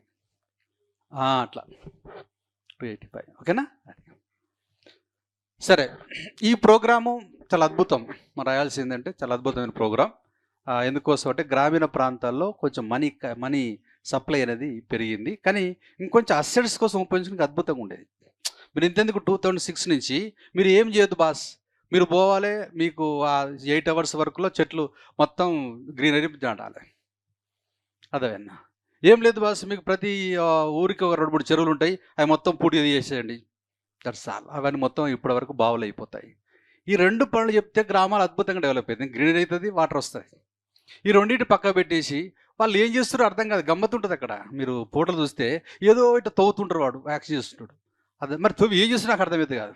మీరు గ్రామాల్లో పోండి, మేము మా ఊరికి పోయాం, అదే ఒకసారి పోతే ఏం చేస్తారంటే వాళ్ళు అవుతారు, వాడు బుష్మిన్ అవుతారు. ఎందుకంటే ఏముండదు సార్, అడపోయి సాయం చేస్తాం, వాళ్ళకి దిత్తాం, మాకు అంటే ఇదేంది నాకు అర్థమైంది. ప్రతి బడ్జెట్లో మరి దానికి యాక్ట్ కూడా చేసినాం మనం. యాక్ట్ ఎప్పుడు చేసినామండి?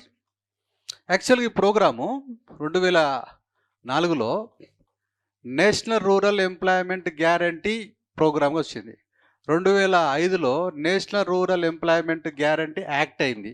2006లో February 2 ఈ ప్రోగ్రాము స్టార్ట్ అయింది. బండ్లపల్లి గ్రామంలో అనంతపూర్లో స్టార్ట్ అయింది. అక్కడ స్టార్ట్ అయింది. దీన్ని మహాత్మా గాంధీ పేరుతో 2010లో చేసినాం. మహాత్మా గాంధీ పేరుతో స్టార్ట్ చేసినాం, మహాత్మా గాంధీ. అది ఇక్కడ కాన్సెప్ట్లో ఏంటంటే ఆ ప్రోగ్రాం వల్ల రైట్ అద్భుతం జరిగినాయి గ్రామీణ ప్రాంతాల్లో. ఉంది, కానీ ఒక్కటే ఆ సెట్ చేస్తే బాగుండేది. ఎందుకంటే భారతదేశానికి ఇలా మనం నెట్ జీరో ఎమిషన్ అంటున్నాం, నెట్ జీరో ఎమిషన్ అంటున్నాం 2070కి కదా. అంటే దాని అర్థం ఏంటంటే ఇక్కడ మీరు -10% కనుక నాశనం చేస్తే +10% చేయాలి. పర్యావరణాన్ని మీరు 10 points దెబ్బతీస్తున్నారు. 10 points దెబ్బతీస్తున్నారు కాబట్టి చెట్లను 10 points చేస్తే అది నెట్ జీరో అవుతుంది. మీరు ఎంత డ్యామేజ్ చేస్తున్నారో అంత ప్లస్ చేస్తే ఇది. సో ఇప్పుడు మీరు చెట్లు వేస్తే ఇప్పుడు 50% దాటేది, ఇప్పటికి 50% దాటేది. ప్లస్ అక్కడ వాటర్ వర్షం వచ్చినప్పుడు పెర్కులేట్ అవుతుంది. చెట్లు ఎక్కువగా ఉంటే కిందికి వెళ్ళిపోదు. అర్థమైందా? అక్కడ ఎడారిగా ఉండదు, తేమ ఎక్కువగా ఉంటుంది. ఏరియాలో తేమ ఎక్కువగా ఉన్నప్పుడు పంటలు ఎక్కువ పడతాయి. డ్రై ఏరియాస్ ఉన్నప్పుడు డ్రై ఏరియాలో పంటల యొక్క ఉత్పాదకత తక్కువగా ఉంటుంది. ఇట్లా న్యూసెన్స్ ఉంటుంది. తర్వాత ఈ CO2ను కూడా ఈజీగా అబ్జర్వ్ చేసుకుంటుంది. అదేనా? Okay, come to the point. ఇకపోతే నెక్స్ట్ ప్రోగ్రాంలో ప్రధానమంత్రి జన్ధన్ యోజన ప్రోగ్రాం అనేది ఒకటి చేశారు. ఇది ఒక అద్భుతమైన కార్యక్రమం. ఎందుకోసం అంటే జనాలకు అకౌంట్స్ అదేందండి. సో దీంట్లో ఇలా బేసిక్ సేవింగ్ బ్యాంక్ అకౌంట్ అనేది ఒకటి ఏర్పాటు చేసిండ్రు. Basic saving bank account. అంటే మీకు ఈ మినిమం బ్యాలెన్స్ అనేది అవసరం లేదు. జీరో బ్యాలెన్స్ ఉంటుంది. జీరో బ్యాలెన్స్లో ఏమంటారంటే ఇక్కడ దీన్ని నో ఫ్రిల్ అకౌంట్ అంటాం. నో ఫ్రిల్ అకౌంట్ అంటాం. దీంట్లో 10,000 రూపాయలు కూడా మీరు ఓవర్ డ్రాఫ్ట్ చేసుకోవచ్చు. అంటే మీరు తీసుకొని మళ్ళీ కట్టవచ్చు. ఇట్లా కూడా ఉంటుంది. తర్వాత 2 లక్షల వరకు కూడా మీకు ఏది మామూలుగా ఏది బీమా కూడా ఉంటుంది. ఇది ఒక అద్భుతమైన కార్యక్రమం. గిన్నీస్ బుక్లో కూడా ఎక్కింది. దీనివల్ల ఏమైందంటే ప్రజల అకౌంట్ దాదాపు 52 కోట్ల మంది 52 crore పీపుల్ ఓపెన్ అదే గిన్నీస్ బుక్ ఏంది. ఈ ప్రభుత్వం చేసే పథకాలు డైరెక్ట్గా వాళ్ళ అకౌంట్లో పడే అవకాశం వచ్చేసింది. ఇది ఇలా మోడీ గవర్నమెంట్కి చాలా ప్లస్ పాయింట్ అయింది. అంటే దీన్ని ఏమంటారంటే ఫైనాన్షియల్ ఇన్క్లూజన్ అంటారు, విత్త సమిలితి అంటారు. ఏమంటారండి? విత్త సమిలితి అంటారు. అదే అప్పుడు చాలా ప్రోగ్రామ్ చేసిన విత్త సమిలితి పని ఏ సక్సెస్ కాలే. అదే సక్సెస్ కాలే, చాలా చేశారు ప్రోగ్రామ్స్. బట్ ఈ ప్రోగ్రామ్ మాత్రం పక్కాగా ఎందుకోసమంటే 2 లక్షల రూపాయల బీమా ఇస్తున్నారు. మీరు మీ అకౌంట్లో డబ్బులు లేకుండా 10,000 రూపీస్ ఓవర్ డ్రాఫ్ట్ చేసుకోవచ్చు, లోన్ తీసుకోవచ్చు. అదైందా? మీకు వచ్చే స్కీమ్ అనేది అందులో ఉంటుంది. అదైందా? తర్వాత ఇంట్లో డబ్బులు పెట్టుకోకుండా వీళ్ళు అందులో వేయడం వల్ల బ్యాంక్ వల్ల కూడా ఏమవుతుందంటే ఇక్కడ కాసా అనేది పెరుగుతుంది. కాసా అంటారు. కరెంట్ అకౌంట్, సేవింగ్ అకౌంట్లో డబ్బులు పెరుగుతాయి. దీనిపైన పెద్ద వడ్డీ ఏమి ఇయ్యరు, కానీ బ్యాంకు దగ్గర డబ్బులు ఉంటాయి కాబట్టి లోన్లు ఇస్తారు. దీన్ని కాసా అంటారు. కాబట్టి ఈ బ్యాంకు సేకరించే డిపాజిట్లు, డిమాండ్ డిపాజిట్స్, తర్వాత నెక్స్ట్ ఇది టైం డిపాజిట్స్ రెండు ఉంటాయి. డిమాండ్ డిపాజిట్లో కరెంట్ డిపాజిట్లు, సేవింగ్ డిపాజిట్లు. టైం డిపాజిట్లో మనకు రికరింగ్ డిపాజిట్లు, ఫిక్స్డ్ డిపాజిట్లు. మనకు బ్యాంకింగ్ ఉందండి, బ్యాంకింగ్ చాప్టర్ ఉంది, మనీ చాప్టర్ ఉంది. ఓకే, సో ఈ బీదరిక నిధి తర్వాత మనకు బ్యాంకింగ్ మనీ ఉంది, బ్యాంకింగ్ ఉంది. తర్వాత ట్యాక్సెస్ కూడా ఉంది, బడ్జెట్ ఉంది, తర్వాత ప్లానింగ్ ఉంది. ఓకేనా? తర్వాత ఆర్థిక సంస్థలు కూడా ఉన్నాయి, Indian economy. Okay, right, come to the point. కాబట్టి ఇక్కడ కాన్సెప్ట్ ఏంటంటే ఇది ఒక సక్సెస్ఫుల్, అంటే బీదరిక నిర్మూలనలో ఇది కొంత ఉన్నది. ఎందుకోసం డైరెక్ట్ డబ్బులు ఎక్కువ వస్తున్నాయి కాబట్టి వాళ్ళకి ఎవరి మధ్య లేదు కాబట్టి అది ఒక ప్లస్ పాయింట్ అయింది. ప్లస్ వీళ్ళు బ్యాంక్స్ కనెక్ట్ అవుతారు కాబట్టి బ్యాంకులకు న్యాయం జరిగింది, వీళ్ళకు కూడా. ఎస్, కాబట్టి ఇక్కడ జీరో బ్యాలెన్స్ సేవింగ్స్, దాన్ని ఏమంటారండి? బిఎస్బి అంట, stands for basic saving bank account. ఈ వర్డ్స్ మనం పట్టుకొని ఆ ఎస్ఏలో పెట్టాలి, కావాలని గుర్తుపెట్టుకోవాలి. కాబట్టి ఎస్ఏ లోపల టర్మ్స్ ఎక్కడ దొరికితే కొత్త అనేది పట్టుకోవాలి మనం. ఎందుకోసం మనం ఇప్పుడు దీంట్లో ఎట్లుంటుందంటే, ఇప్పుడు గ్రూప్ 2 అనుకోండి, వాళ్ళ 4 ఇస్తే 4 ఏదో పెట్టాలి అంతే. 5 పెడితే 6 పెడితే నో. ఇక్కడ ఎట్లా కాదు, ఇక్కడ నీ సత్తా ఇది, దోసుకురునికి దోసుకురంతా పిండి కొద్ది రొట్టె. అర్థమైందా? నీకెంత నాజో అంత తోసేయి అంతే. కరెక్షన్ చేసేవాడు ఫ్లాట్ అయిపోతాడు అంతే. అర్థమైందండి? తెలిస్తే 4-5 పేరు దిద్దిన తర్వాత ఏదో తేడా వస్తున్నప్పుడు ఆ క్యాండిడేట్ నేనే నేర్చుకుంటారు పోయి వీని వల్ల అనే ఫీలింగ్ వచ్చేస్తుంది అట్లా. కాబట్టి మీ స్టఫ్ అనేది చూపించాలి. ఓకేనా? రైట్. సో ఇది 2 lakhs insurance cover scheme, right, DBT, direct band, ఇవన్నీ ఎస్. ఓకే, కాబట్టి బీదర్ నిర్మూలనలో ఇది కూడా మనం చెప్పుకోవచ్చు, నో ప్రాబ్లం. ఓకేనా? ఎందుకోసం అంటే దే ఆర్ బెనిఫిటెడ్. ఓకేనా? రైట్. తర్వాత అంటే కొన్ని నేను అక్కడ పెట్టలేకపోతా, రైట్, ఇక్కడ నేను అందుకే ఎక్స్ప్లెనేషన్ చేస్తున్నాను కాబట్టి మీరు ఇచ్చినప్పుడు రాసుకోండి. బిఎస్బి అంటాం. కాబట్టి మినిమం బ్యాలెన్స్ ఉండాలి. మీరు ఇప్పుడు ఫర్ ఎగ్జాంపుల్ మామూలు అకౌంట్ ఓపెన్ చేస్తే మినిమం బ్యాలెన్స్ అనేది ఉంటుంది. ప్రభుత్వ రంగ బ్యాంకుల్లో తక్కువ ఉంటుంది, ప్రైవేట్ బ్యాంకుల్లో ఎక్కువ ఉంటుంది. ఓకేనా? కానీ అది లేకపోతే మాత్రం వాళ్ళు ఒప్పుకోరు. ఓకే, ఇంకేంటిది? ఇది ప్రధానమంత్రి అయిపోయింది కదా, ఉజ్వల, రైట్. ఇక్కడ ఏంటంటే ఈ గ్యాస్ కనెక్షన్స్, రైట్, ఇలా దీనివల్ల ఏంటంటే ఈ రెస్పిరేటరీ ప్రాబ్లమ్స్ వస్తుంటాయి. వాళ్ళు పొయ్యిలో కట్టెలు వేయడం వల్ల రెస్పిరేటరీ ప్రాబ్లమ్స్ వస్తుంటాయి. ఫ్రీక్వెంట్లీ వాళ్ళు హాస్పిటల్ చేస్తుంటారు. తర్వాత దానివల్ల బెదిరికం వస్తుంటుంది. రెండోది ఈ డిఫారెస్టేషన్ అవుతుంటుంది, చెట్లు నరకడం వల్ల డిఫారెస్టేషన్, అదొక ఎన్విరాన్మెంట్ ప్రాబ్లం అవుతుంటుంది. ఓకేనా? వుడ్ అంతా. ఎస్. ఇంకోటి ఏంటంటే ఈ గ్రామాల్లో కూడా వాళ్ళు ఎంత కావాలంత కట్టెలు ఉపయోగించరు. అదేవిధంగా నీళ్ళ కుండ పెట్టేస్తారు, కట్టెలు పెడతారు. అక్కడ ఆమె కూడా నీళ్ళ కుండ పెడుతుంది, ఇద్దరు వచ్చి మాట్లాడుతూ ఉంటారు. మధ్యలో గోడ ఉంటుంది, అటు వాడదు అయిపోతే మళ్ళీ పోయి కట్టబెట్టి మళ్ళీ వచ్చి మాట్లాడుతుంటారు ఇట్లా. అంటే ఇక్కడ విషయం వాళ్ళకి వాల్యూ తెలియదు అక్కడ. కాబట్టి దీది అనేది ఒకటి అద్భుతం, రైట్. ఎందుకంటే మ్యాక్సిమం స్మోక్లెస్ చూలాస్ లేవు గ్రామీణ ప్రాంతాల్లో, కాబట్టి దానివల్ల ఈ పొగ హెల్త్ ప్రాబ్లమ్స్ పోతాయి, ప్లస్ ఈ డిఫారెస్టేషన్ ప్రాబ్లం పోతుంది. కాబట్టి ఒక అద్భుతమైన కార్యక్రమం. 300 రూపీస్ వీళ్ళకు సబ్సిడీ ఇస్తున్నారు. అందువల్ల ఈ 300 రూపాయలు పోతే 603 రూపాయలకు ఎస్. కాబట్టి 9.6 crore families are benefited. So దీన్ని మనం ప్రైమ్ మినిస్టర్ ఏది ఉజ్వల యోజన అనే కార్యక్రమం చెప్తున్నాం. ఓకేనండి. So cylinder, right. ఇది ఒకటి. ప్రధానమంత్రి ఆవాస్ యోజన, ఇది ఇండ్ల నిర్మాణం కోసం. ఓకేనండి. సో కాబట్టి ఇక్కడ ఈ మనకు ఫస్ట్ 1947 తర్వాత ప్రోగ్రామ్ స్టార్ట్ చేసిండ్రు. ఫస్ట్ ప్రోగ్రామ్ ఏంటండి, ఏమండి, ఇండ్ల కోసం భారతదేశంలో మొదటిసారి బీద ఇండ్ల కోసం మొదటిసారి ప్రోగ్రాం తయారు చేశారు కదా. ఇప్పుడు సరే, ఇప్పుడు మోడీ గారు వచ్చిన తర్వాత ఆవాస్ యోజన పెట్టారు. బట్ అంతకుముందు ఒకటి ప్రోగ్రాం ఉంది, 1985లో స్టార్ట్ అయింది. అది ఏంటంటే IAY, ఇందిరా ఆవాస్ యోజన. అయితే ఇక్కడ మనం రాసేటప్పుడు ఏం చేస్తామంటే ఇది ప్రోగ్రాం పెట్టేసి గతంలో కూడా ఉండే అని ఒకటి యాడ్ చేస్తాం, ఇక మైలేజ్ వస్తుంది. విత్ ఇయర్తో అదే ఇందిరా ఆవాస్ యోజన ఉండేది గతంలో, దీన్ని ప్రధానమంత్రి ఆవాస్ యోజన మార్చారు అని చెప్పేసి ఏమైతే ఆటోమేటిక్గా మైలేజ్ వస్తుంది. దీన్ని కంపారిటివ్ రీడింగ్ అంటాం. మీరు ప్రతి ప్రోగ్రామ్కి బ్యాక్గ్రౌండ్లో ఏదో ఒకటి ఉంటుంది, గుర్తుపెట్టుకోవాలి మీరు. అదేందా, ఇప్పుడున్న ప్రోగ్రామ్ ఉంటుంది కదా, దానికి కనెక్షన్లో ఎప్పుడో ఒకటి ఉంటుంది, అది చూసుకోవాలి. దాన్ని టచ్ చేస్తే మీకు మైలేజ్ వస్తుంది. టెక్నిక్ అది, గతంలో ఉండే దాన్ని ఇప్పుడు మాడిఫై చేశారు అంటే బాగుంటుంది. ఓకేనా. బట్ అది తెలిసి ఉండాలి. అది హైవే అంటే 1947 నుంచి 85 వరకు no programme for housing programme. ఇక్కడ only in 1985 and the name of Indira Gandhi. She died 84లో చనిపోయిన తర్వాత ఆ పేరు పైన ఇందిరా ఆవాస్ యోజన ప్రోగ్రామ్ స్టార్ట్ అయింది. సో ఇది ప్రధానమంత్రి ఆవాస్ యోజన. కాబట్టి మనం ముందే చెప్పినాము, తిండి బట్ట ఇల్లు అనే కాన్సెప్ట్ ఉంటే అది బెదిరికం పోతున్నాం. ఓకేనా, రైట్. ఈ ప్రధానమంత్రి ఆవాస్ యోజన లోపల 1,20,000 కన్స్ట్రక్షన్ ప్లేన్ ఏరియాస్, మైదాన ప్రాంతం లోపల. ఓకేనా, మైదాన ప్రాంతం లోపల ఇదే కదా, ఇదే కదా. Yes, okay.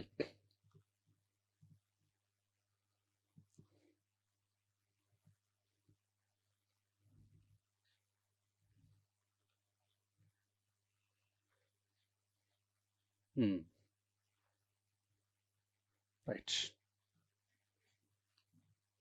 ఓకే. తర్వాత ఇల్లు ఏరియాస్ లోపల 1,30,000 ఇస్తారు. కాబట్టి ఇక్కడ మనకు ఈ PM గ్రామీణ ప్రాంతాల్లో ఉన్నటువంటి వ్యవస్థలో PM ఆవాస్ యోజనలో 1,20,000, 1,30,000. ఓకేనా. ఇది ప్లేన్ ఏరియా, ఇది హిల్ ఏరియా. ఓకేనా, ఇది కాన్సెప్ట్. ఇట్లా మనం ఒకసారి ప్రాక్టీస్ చేసేటప్పుడు ఏదో నావెల్టీ ఉపయోగించుకుంటే మెమరీ వస్తుంది. ఇక్కడ ఒక నెంబర్ని కానీ ఒక ఏదైనా కానీ మనం చేయాలంటే దానికి ఏదో మన స్టైల్లో ఏదో ఒకటి చేస్తే ఎగ్జామ్లో వచ్చినప్పుడు ఈజీగా గుర్తుంటుంది. ఓకేనా, రైట్. సరే, అది ఇలా ఇళ్ళ విషయంలో ఇందిరా ఆవాస్ యోజన కానించి ఇలా మోడీ గారు స్టార్ట్ చేశారు. కాబట్టి మరి కోట్ల ఇండ్లు కూడా కట్టిస్తున్నారు. అది బెదిరిక నిబంధనలో ఒక అంశంగా. ఎందుకోసం అంటే ఇక్కడ హౌస్ అనే కాన్సెప్ట్ ఉన్నప్పుడు ఏమైతుందంటే క్యాండిడేట్కు మైన్ అనే ఒక నాది అనే ఫీలింగ్ వచ్చేస్తుంది. అదే ఆస్తులు లేకుండా ఆదాయం లేకున్న వాడి యొక్క క్యారెక్టరు, వాని మాటల తీరు వేరే ఉంటుంది. అదే ఆస్తున్న వాడిని వేరే ఉంటుంది. అర్థమైందా. కాబట్టి అన్ని తీర్ల సౌకర్యాలు ఉన్నప్పుడు అతన్ని కూర్చోబెట్టి జనగణమన అంటే చదువుతాడు, ఏమి లేదు తీసుకో జనగణమన అంటే ఒకడు బిగుతాడు. ఎట్లా పడతాడు ఈ కంటికి, నాకు అర్థం కాదు. నా బాధ రాకుండా జనగణమన చదవమంటావా, అట్లా ఉంటుంది కాన్సెప్ట్, అట్లా ఉంటుంది. కాబట్టి వ్యక్తులకు, ప్రజలకు బీదరికాన్ని పరిచయం చేస్తే చాలా న్యూసెన్స్ ఉంటుంది, ర్యాష్గా ఉంటారు జనాలు. ఓకేనా, రైట్. ఓకే, కాబట్టి ఇక్కడ నెక్స్ట్ ప్రధానమంత్రి ఎంప్లాయ్మెంట్ జనరేషన్ ప్రోగ్రామ్, రైట్. ఇది ఒకటి, రైట్. సో ఇది మనకు ఎస్పెషల్ ఏదంటే స్వయం ఉపాధి పథకం. ఇది PMEGP అనేది ఇది 2008లో అట్లా స్టార్ట్ చేశారు. ఓకేనండి. కాబట్టి prime minister employment not guarantee generation programme. G అంటే నాట్ గ్యారంటీ జనరేషన్. అదే 2008లో స్టార్ట్ చేశాను. సో దీంట్లో ఎస్పెషల్లీ 8th క్లాసు పాస్ అయ్యేది చాలు, 18 ఇయర్స్ ఎబో ఏజ్ ఉంటే చాలు. ఓకేనండి, రైట్. కాబట్టి ఇక్కడ మీరు ఎకానమీ విషయంలో వస్తువులను ఉత్పత్తి చేసుకోవచ్చు, మీరు సేవలను ఉత్పత్తి చేసుకోవచ్చు. వస్తువులు అయితే 50 లక్షల వరకు రుణాలు ఉంటాయి. ఇలా సేవలు అయితే ఎంతండి, 20 lakhs వరకు ఉంటాయి. 20 lakhs వరకు ఉంటాయి. ఓకేనా, అది కాన్సెప్ట్. 20 lakhs వరకు. సో దీంట్లో మనకు ఇలా సబ్సిడీ కూడా ఉంది. ఓకేనండి. సో కాబట్టి ఇలా సబ్సిడీస్ 15% నుంచి 35% వరకు. ఇలా రైట్స్ అర్బన్లో అయితే అర్బన్లో 15-25%, రూరల్ అయితే రూరల్లో 25-35. ఏంటిది అర్బన్లో జనరల్ కేటగిరీ అనుకోండి, వాళ్ళకు 15% ఇస్తారు. అదే స్పెషల్ కేటగిరీ అనుకోండి 25 ఇస్తారు. స్పెషల్ కేటగిరీ అంటే ఎవరు? ఎస్సీ, ఎస్టీ, బీసీ, మహిళలు ఇట్లా. జనరల్ కేటగిరీ అన్నప్పుడు రైట్ వీళ్ళు కాకుండా. కాబట్టి పట్టణాల్లో తక్కువ ఉంది 15-25, ఇక్కడ రూరల్ ఎక్కువ 25-35. ఇక్కడ మళ్ళీ జనరల్ కేటగిరీ, ఇక్కడ స్పెషల్ కేటగిరీ అట్లా. కాబట్టి ఇప్పటికి లైవ్ ప్రోగ్రామ్ అది. దాంట్లో ప్రైమ్ మినిస్టర్ ఒకటి ప్రోగ్రామ్ ఉండే REGP తర్వాత ఆ ప్రోగ్రాము కలిపి చేశారు దీన్ని. ఇప్పటికి లైవ్ ప్రోగ్రామ్ అది. ఈ ప్రోగ్రాం వల్ల చాలామందికి దే ఏకౌట్ ది లైవ్లీహుడ్స్. కాబట్టి ఇక్కడ వీళ్ళు వాళ్ళ స్వయం ఉపాధిని ఎన్నుకునే కాన్సెప్ట్లో 100 మంది ఇలా దీని ద్వారా వేస్తున్నారు. ఈ అమౌంట్ కూడా పెంచారు. అదే ఇప్పుడు 50 lakhs ఇస్తున్నారు వస్తు ఉత్పత్తి కోసం. ఇది చాలా తక్కువ వడ్డీ వేస్తారు, వడ్డీ తక్కువగా ఉంటుంది, ప్లస్ సబ్సిడీ ఉంటుంది. ఈ అమౌంట్ కట్టవలసిన అవసరం లేదు, మీరు రిటర్న్ ఇవ్వాల్సిన అవసరం లేదు, 35%. ఓకేనా, అది కాన్సెప్ట్. దీనివల్ల కూడా ఇవాళ బెదిరికం లోపల మార్పులు వస్తున్న విషయం అది తెలుసుకోవచ్చు. These measures among others reflect the government continued commitment eradicating poverty and improve the socio economic condition of the citizens. ఇది ఓకేనా, రైట్. కానీ ఇక్కడ మనకు ఆ ప్రోగ్రాంల విషయంలో కొన్ని మనం హైలైట్ చేసి పడేసినాం. అదైందా. ఇప్పుడు నెక్స్ట్ భారతదేశంలో బీదరికి లెక్కించడానికి వివిధ కమిటీలు రైట్ వాటి గురించి మనం డిస్కస్ చేద్దాం. ఓకేనండి, right.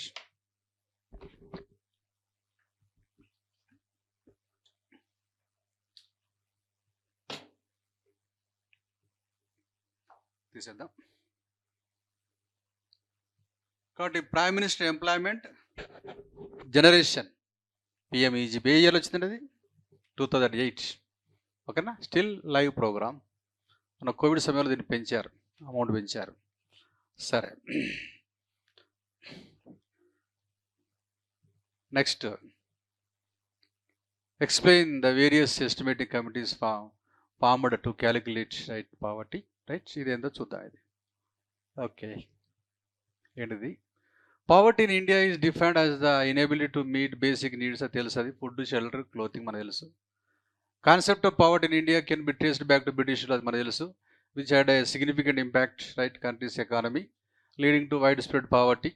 Over the years various committees experts right have attempted to estimate the redefine the poverty. ఇవన్నీ ఏందో చూద్దాం ఇక్కడ. ఓకేనా. సో ఫస్ట్ ఇక్కడ వచ్చింది దాదా గారు, మీకు తెలుసు, దాదాభాయ్ నవరోజ్. ఓకే, ఈయన ఒక బుక్ రాసి చెప్పి, ఏం బుక్ అది? Poverty and unbritished India. ఓకేనా. సో దీని ప్రకారం ఈయన 16 to 35 రూపీస్ పర్ క్యాపిటా లోపు ఉంటే వాళ్ళ బీదలుగా ఒక చెప్పారు. కాబట్టి సంవత్సరానికి మినిమం 16, మ్యాక్సిమం ఈ లోపు ఉంటే ఓకే రైట్, కానీ లేకపోతే మాత్రము వాళ్ళు బీదలుగా చెప్పడం జరిగింది. సరే, అది ఆయన లెక్క ప్రకారం, అది వేరే విషయం. కాబట్టి mister Dada was the first person who right measure poverty in India. Right, ఆ విషయం మనం అర్థం చేసుకోవాలి. సరే, ఆయన లెక్క ప్రకారం చేసి పక్క పెట్టేద్దాం. ఇక మెథడ్స్ విషయంలో ఇక్కడ ఏమున్నది అనేది చూద్దాం. Is estimation based on diet, basic food ప్రకారం తీసుకున్నాడు ఆయన. ఏంది? రైస్, ఫ్లోర్, దాల్, ఇవి కొన్ని తీసుకొని లెక్కించడం జరిగింది మిస్టర్ దాదాభాయ్ నవరోజ్. ఓకే, ఇదేనా పేజ్ ఇది? ఓకే, ఇది కదా. ఇంకోటి తీసుకున్నా, రైట్.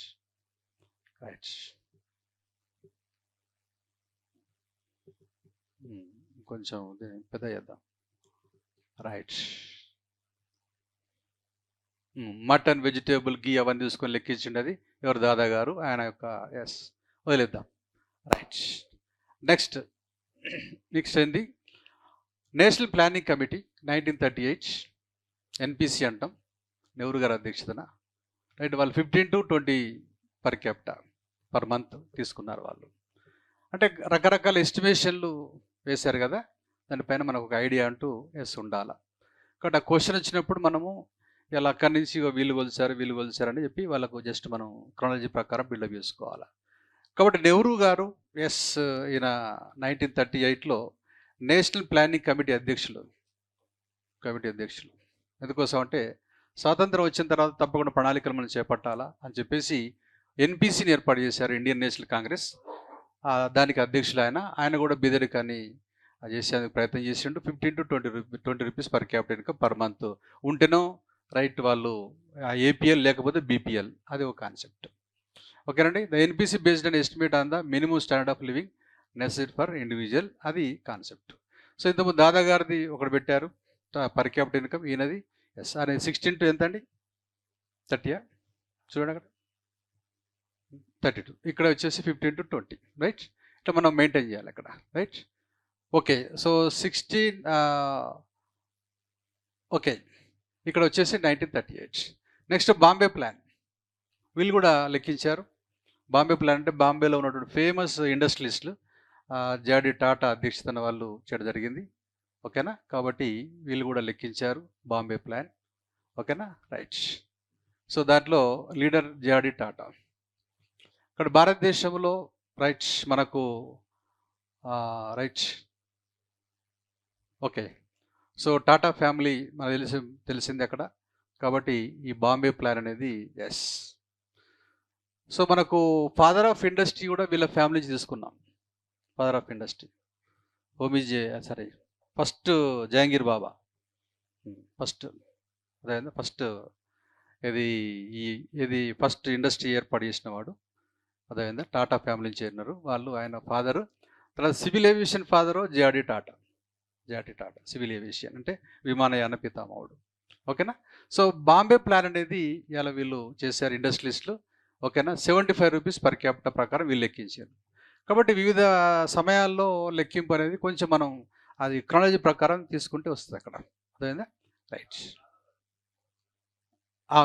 అది రూపీస్ ఉండాలి, డాలర్ పెట్టారు. రూపీస్ ఉండాలి, డాలర్ కాదు అక్కడ. రైట్. 1 రూపీస్. రైట్. అది కొంచెం కరెక్షన్ చేస్తాను. దిస్ ప్లాన్ ఏముంటూ అడ్రస్ ద ఎకనామిక్ ఇష్యూస్ పక్క పెట్టేసండి. ప్లానింగ్ కమిషన్ వర్కింగ్ గ్రూప్ 62లో అదొకటి జరిగింది. ఇక్కడ వీళ్ళు ఏం చేశారంటే group proposed poverty lines for rural urban. రూరల్కు 20 రూపీస్, అర్బన్కి ఎంత అండి? 25 రూపీస్. ఇక్కడ డాలర్ పడదండి, రూపీస్ జనరల్గా. ఓకేనా. కాబట్టి ప్లానింగ్ కమిషన్. సో దాదా గారు చేశారు, బాంబే ప్లాన్ చేసింది, నెహ్రూ గారు చేశారు, తర్వాత వర్కింగ్ గ్రూప్ చేసింది. అదేందా ఇది కొంచెం మీరు డౌన్లోడ్ చేసిన తర్వాత ప్రాక్టీస్ చేయాలి. ఎందుకోసం క్వశ్చన్ పడింది అనుకోండి ప్రాబ్లం అవుతుంది అక్కడ. ఓకేనా. జనరల్గా ఇవంతా డ్రై, అంతా మనకి ఏంటంటే లైవ్ కాదు, అంతా ఎప్పుడో అయిపోయింది. కాబట్టి కొన్ని సందర్భాల్లో అడిగినప్పుడు మనం ఏం చేయలేం. ఓకేనా. రైట్. కాబట్టి కొన్ని ఏరియాస్ మనకు లైవ్లో ఉన్నాయనుకోండి చదవాలనిపిస్తుంది, బట్ ఎప్పుడో అయిపోయింది కదా, అయినప్పుడు రిస్క్ తీసుకోవాలి, అక్కడ వేరే నావెల్టీ ఉపయోగించుకోవాలి. ఓకే. 62 రైట్. ప్లానింగ్ ఇది వర్కింగ్ గ్రూప్ 25 రూపీస్. తర్వాత దండేకర్ రత్ 71లో వీళ్ళు చేశారు ఇక్కడ. సో వీళ్ళు చేసింది ఏంటంటే 2250 కిలో క్యాలరీస్. 2250 కేసీ అంటే కిలో క్యాలరీస్. మీ గతంలో చెప్పాను ఐసీఎంఆర్ చెప్పాను కేసీ లోపల ఐసీఎంఆర్ చెప్పిందండి. ICMR Indian council medical research వాళ్ళు ఏం చెప్పారండి, రూరల్లో ఎంత 2400, అర్బన్లో ఎంత 2100. ఓకేనా. సో ఐసీఎంఆర్ ఇచ్చినటువంటి దీనికంటే తక్కువగా మీరు కన్జంప్షన్ చేస్తే మీ బీదరికంలో ఉన్నట్టు. ఇక్కడ ఒకటి ఇచ్చింది ఓవరాల్గా 2250. ఎస్. దండేకర్ రత్ చేశారు. దండేకర్ రత్ ఇంకోటి చేశారు, మనం చెప్పాము. ఇది ఏంటంటే ఎస్పెషల్లీ ఇది హెచ్సిఆర్, హెడ్ కౌంట్ రేషియో, తరల లెక్కింపు పద్ధతి, బీదరికులు ఎందరు ఉన్నారని చెప్పేది. ఓకేనా. కాబట్టి హెచ్సిఆర్ సూత్రం ఏంటండి, బీపీఎల్ బై పాపులేషన్ ఇంటూ 100. అదేనా బీదరిక రేఖ ప్రకారం ఎంతమంది బీదలు ఉన్నారో అక్కడ వేసి కింద జనాభా వేస్తే మనకు ఎస్సీఆర్ వస్తుంది. ఇది వీళ్ళు చెప్పింది ఇక్కడ దండేకర్ రత్. ఓకేనండి. రైట్. నెక్స్ట్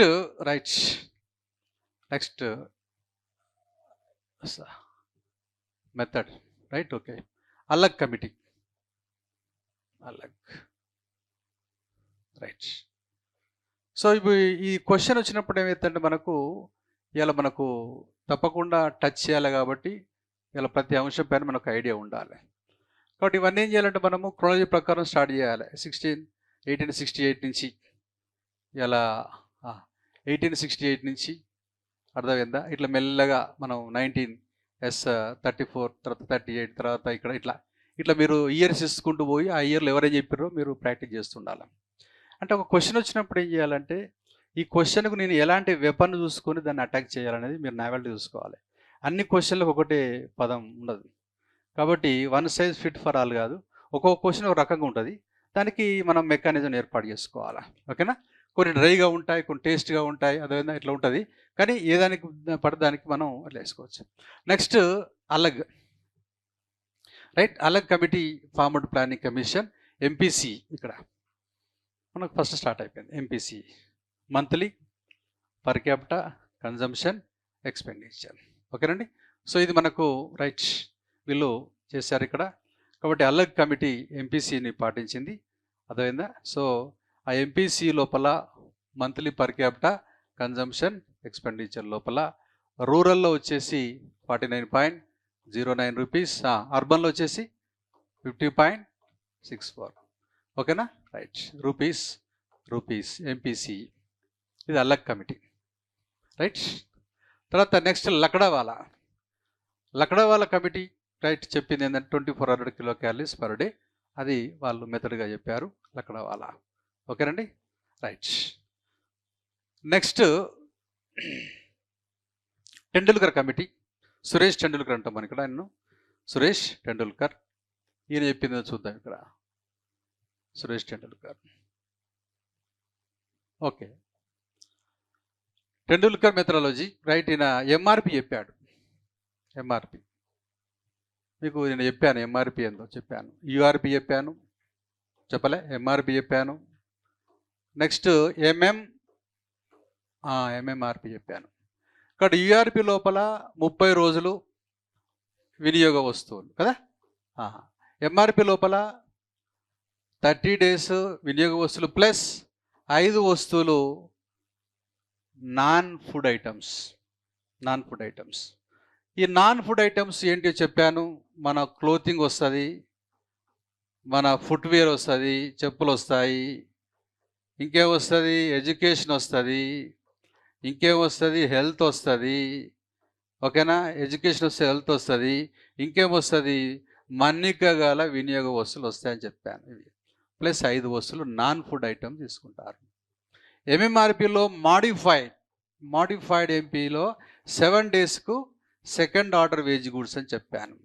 2వ తరం వినియోగ వస్తువులు చెప్పాను. ఇవన్నీ ఈ వర్డ్స్ అంటే మీరు టెక్నికల్ పదాలు. అందుకోసమే ఒక చాప్టర్ తీసుకుంటే ఆ చాప్టర్లో తర్వాత టెక్నికల్ వర్డ్స్ ఏమున్నాయి అని రాసుకోవాలి. అయిపోయిన తర్వాత వ్యక్తులు ఎవరున్నారు, ఇయర్స్ ఏమున్నాయి, ఇట్లా అటాక్ చేయాలి. చేసేసి మనం మామూలుగా బీదరికం అనుకోండి, బీదరికంలో ఇయర్స్ ఉట్టిన వేయాలంతే. ఇయర్లో ఏమైందని చెక్ చేసుకోవాలి. ఎందుకోసం అంటే ఇక్కడ మనం మ్యాటర్ తీసుకుపోయి అక్కడ చెప్పాలి కదా. అక్కడ ఉన్న మ్యాటర్ లెక్క గ్రూప్ 2 లెక్క మనం టిక్ చేసి కాదు కదా. ఇక్కడ క్వశ్చన్ ఇస్తారు, ఆన్సర్ అయితే మనం రాయాల్సిందే. అయితే ఒక్కొక్క చాప్టర్లో ఈ చాప్టర్ అయిపోయింది కదా. ఈ చాప్టర్లో ఇయర్స్, ఇంపార్టెంట్ ఇయర్స్లో ఏమున్నాయి, వ్యక్తులు ఎవరు అటాక్ అయ్యారు, ప్రత్యేక పదాలు ఎక్కడ అటాక్ అయినాయి అనేది మొత్తం మనం ఆ చాప్టర్ అయిన తర్వాత రాసుకొని మనం ఆన్సర్ చెప్పగలగాలి. అదే అట్లా మీరు ప్రాక్టీస్ చేయాలి. చేసిన తర్వాత మీరు ఎస్ఎల్ రాసేటప్పుడు ఆటోమేటిక్గా వస్తాయి. ఎందుకోసం అంటే ఇవాళ మనం గ్రూప్ 1 ఎందుకు, గ్రూప్ 2 కంటే పెద్దదంటే ఇలా విషయం మనం రాసింది ఎదుటికి అర్థం కావాలి, ఒకటి మనం ఏం రాస్తానో అర్థం కావాలి, ప్లస్ స్పేస్ కూడా కరెక్ట్గా సరిపోవాలి, ప్లస్ మీరు ప్రతి లైన్లో స్టఫ్ ఉండాలి. ఇవన్నీ చేయాలంటే మనం కొంచెం జాగ్రత్త పడాలి. అందుకోసం. ఓకేనా. రైట్. కాబట్టి ఇక్కడ ఈ పదాలు కూడా మనం నేను ఎప్పుడు రిపీట్ చేస్తున్నా అంటే 2-3 సార్లు రిపీట్ చేస్తే ఆటోమేటిక్గా వచ్చేస్తుంది ఇక్కడ. కాబట్టి కాన్సెప్ట్లో ఏంటంటే ఇలా బీదరికం కోసం రకరకాల పద్ధతులు మనం ఉపయోగిస్తున్నాం. దాంట్లో యూఆర్పి ఉపయోగించినాం, ఎంఆర్పి ఉపయోగించినాం, నెక్స్ట్ ఎంఎంఆర్పి. చూడండి ఇక్కడ, right, URP, next MRP, next MMRP. Okay, ఇలాగే దీన్ని ఎన్ఎస్ఎస్ వాళ్ళు ఉపయోగించారు. మిస్టర్ సురేష్ టెండూల్కర్ గారు ఉపయోగించారు. తర్వాత ఇది వరల్డ్ బ్యాంక్ వాళ్ళు ఉపయోగించారు. ఆయన బీదరిక ఎస్టిమేషన్ కమిటీ అధ్యక్షులని మనం చెప్పాలి. నిరుద్యోగితను భగవతి అని రావాలి, కమిటీ అధ్యక్షులు అని చెప్పాలి. కాబట్టి భారతదేశంలో మొదటి బీదరిక కమిటీ అధ్యక్షులప్పుడు లక్డా వాళ్ళ పేరు వస్తుంది, ప్లస్ నిరుద్యోగం అన్నప్పుడు పిఎన్ భగవతి పేరు వస్తుంది. అట్లా, ఓకేనా? Right, okay, right. కాబట్టి ఇక్కడ మనకు ఎంఆర్పి మీద ఇచ్చిండు 33 rupees per day, right. Okay, 2004-05లో సురేష్ టెండూల్కర్ అనేది ఎస్. కాబట్టి ఇక్కడ మనకు ఈ యూఆర్పీలో ఏముందంటే ఓన్లీ కన్జంప్షన్ గూడ్స్, ఇక్కడ consumption plus non food items కదా. ఇక్కడ consumption non food items plus second order wage goods 7 days, ఇది 365 days, ఇది 30 days. ఇట్లా మనము కాన్సెప్ట్ని ఏం చేయాలంటే, ఇవాళ డైరెక్ట్ మనం రాసేటప్పుడు మన దగ్గర మ్యాటర్ ఉండాలి. కాబట్టి ప్రతి క్వశ్చన్కు లిటరేచర్ ఏంటిది అనేది చూసుకోవాలి. ఈ క్వశ్చన్లో నేను ఏమేమి పదాలు అక్కడ టచ్ చేయాలనేది ప్లాన్గా ఉండాలి. లెసన్ తర్వాత, క్వశ్చన్ తర్వాత, ఇవన్నిటికి మనం ఇది ఇట్లా అని మనం ఓన్గా ఆడ పేపర్ మీద పెట్టేసి దాన్ని మళ్ళీ రిపీట్ చేసేసుకొని వచ్చి కరెక్ట్గా ఉందని చెక్ చేసుకోవాలి. ఈ చెక్కింగ్ కార్యక్రమం అనేది బాగుండాలి. మీరు ఉట్టిగానే చదివేసి వదిలేస్తే ఎగ్జామ్లో డైరెక్ట్గా అయినప్పుడు మనం అనవసరంగా బ్లేమ్ అయిపోతాం. అదే నేను చదివిపోయింది కదా, ఎందుకంటే అంత ఈజీ కాదు ఒకసారి మిస్ అయితే జాబు, రైట్. ఇంకోటి ఏంటంటే ఇక్కడ పెద్దగా తెలివి అవసరం లేదు, ఇంటలెక్చువల్స్ అవసరం లేదు గ్రూప్ 1కు, అర్థమైందా? మేధావులకు గ్రూప్ 1 రాదు. ఎందుకోసం అంటే అక్కడ ఏముందో చూసి సరిపోదు, టెక్నికల్గా ఉంటుంది. ఓన్లీ టెక్నిక్స్ ఇక్కడ ఉపయోగం, అంతేగాని ఇంటలెక్చువలిజం ఎక్కువ ఏం అవ్వకూడదు ఇక్కడ, అదే. ఎందుకంటే ఎదుటికి అర్థం రాసడం అంటే రైటింగ్ స్కిల్ ఉండాలి, ప్లస్ ప్రతి లైన్లో ఏం రాయాలనే టెక్నిక్స్ మొత్తం, అంటే మాస్టర్ తెలివి ఉపయోగించాలి. అక్కడ మనం గుడ్డిగా పోయి రాయకూడదు, అదేనా? అందుకోసమే ఇయర్స్ ఏమొస్తున్నాయి, వ్యక్తులు ఏమొస్తున్నారు, వాళ్ళు ఏం చెప్తారు, టెక్నికల్ వర్డ్స్ అవన్నీ పట్టుకోవాలి, రైట్. ఇక్కడ MRP method combines short term 30 days consumption, 365 days ఏంది నాన్ ఫుడ్ ఐటమ్స్. అయిపోయినాయా? రైట్. రంగరాజన్ కమిటీ ఏం చెప్పిండినా? Rangarajan committee revive poverty setting 49 rupees, yes rural, yes urban 30 rupees rural. అది మామూలుగా రోజువారీగా ఆయన లెక్క రంగరాజన్ కమిటీ, ఓకేనా? సార్ రంగరాజన్ కమిటీ 2014లో ఈ మోడీ గారు వచ్చిన పక్కకేసారు, అది అర్థమైందా? సో అప్పుడు ఇది యూపీఏ గవర్నమెంట్ అప్పుడు వేసింది, రిపోర్ట్ ఇచ్చిన రిపోర్ట్ కూడా వాళ్ళు బయటికి ఇవ్వలే, పక్క పెట్టేసింది. ఆ విషయం అర్థం చేసుకోవాలి, ఎందుకంటే రంగరాజన్ యూపీఏకు మద్దతుదారు కాబట్టి ఆయన పక్క పెట్టేసారు, ఓకేనా? రైట్, వచ్చిందా? ఇదే కదా. Next, okay, next, right. Asian development bank వాళ్ళని చెప్పారు, చూడండి ఇక్కడ. ADB set a poverty line $1.51 per person per day. Asian development bank. ఇలా కొన్ని రీజనల్ బ్యాంక్స్ ఉన్నాయి వరల్డ్ బ్యాంక్తో పాటు. వరల్డ్ బ్యాంకు మనకు ఎప్పుడు స్టార్ట్ అయింది? వరల్డ్ బ్యాంకు 1944లో స్టార్ట్ అయింది. ఆ తర్వాత ఏషియన్ డెవలప్మెంట్ బ్యాంక్ అనేది అది 1960 ADB 1966 ఆ ప్రాంతంలో స్టార్ట్ అయింది, ఓకేనా? తర్వాత ఇస్లామిక్ డెవలప్మెంట్ బ్యాంక్ అనేది 1975లో స్టార్ట్ అయింది, 1975లో స్టార్ట్ అయింది. తర్వాత ఆఫ్రికన్ డెవలప్మెంట్ బ్యాంక్ అనేది 1963 ఆ ప్రాంతంలో స్టార్ట్ అయింది, ఆఫ్రికన్ డెవలప్మెంట్. ఇవన్నీ రీజనల్ బ్యాంక్స్, రీజనల్ బ్యాంక్స్. అట్లా ఏషియన్ డెవలప్మెంట్ బ్యాంక్స్. మీకు బ్యాంకింగ్ వచ్చినప్పుడు కొంచెం మీకు అంటే అన్నీ. ఇక్కడ విషయం ఏంటంటే మనం ఎస్ఏలో రాసేది తక్కువనే కావచ్చు, కానీ మిగతా ఎక్కువ నేర్చుకోవాలి. ఎందుకంటే ఇక్కడ మీకు ఇలా ఇదంతా ఏరియా అంతా చదివిన తర్వాత ఇక్కడ మీరు రాస్తారు కదా, ఈ ఏరియా అంతా ఐడియా ఉంటే ఏంటంటే నీకు మెమరీ అనేది ఆ లైన్లోకి వచ్చేస్తుంది. కాబట్టి ఇదంతా ఏరియా పైన ఐడియా ఉండాలి బ్యాంకింగ్ అన్నప్పుడు. బట్ ఈ రాస్తుంది ఇంతనే అదైనా ఎఫెక్ట్ ఇస్తుంది. కాబట్టి Islamic development bank, African development bank, Asian చదివినప్పుడు ఏంటంటే ఏషియన్ డెవలప్మెంట్ బ్యాంక్ ఈజీ గుర్తుంటారు. అది కాన్సెప్ట్, టెక్నిక్ అది. కాబట్టి ఎక్స్టెన్సివ్ రీడింగ్ ఉండాలి. రాష్ట్రపతి తక్కువ రాసినా నీకు మేధావితనం అనేది ఎక్కువ ఉండాలి. ఎందుకంటే మెమొరీ ఎక్కువ ఉంటుంది. ఓకేనా? సో వీళ్ళు $1.51 తీసుకున్నారు. అదేవిధంగా method it applied purchasing power parity మనం చెప్పాం, పీపీపీ అని చెప్పాం కదా. దీని తెలుగులో ఏం చెప్పినా కొనుగోలు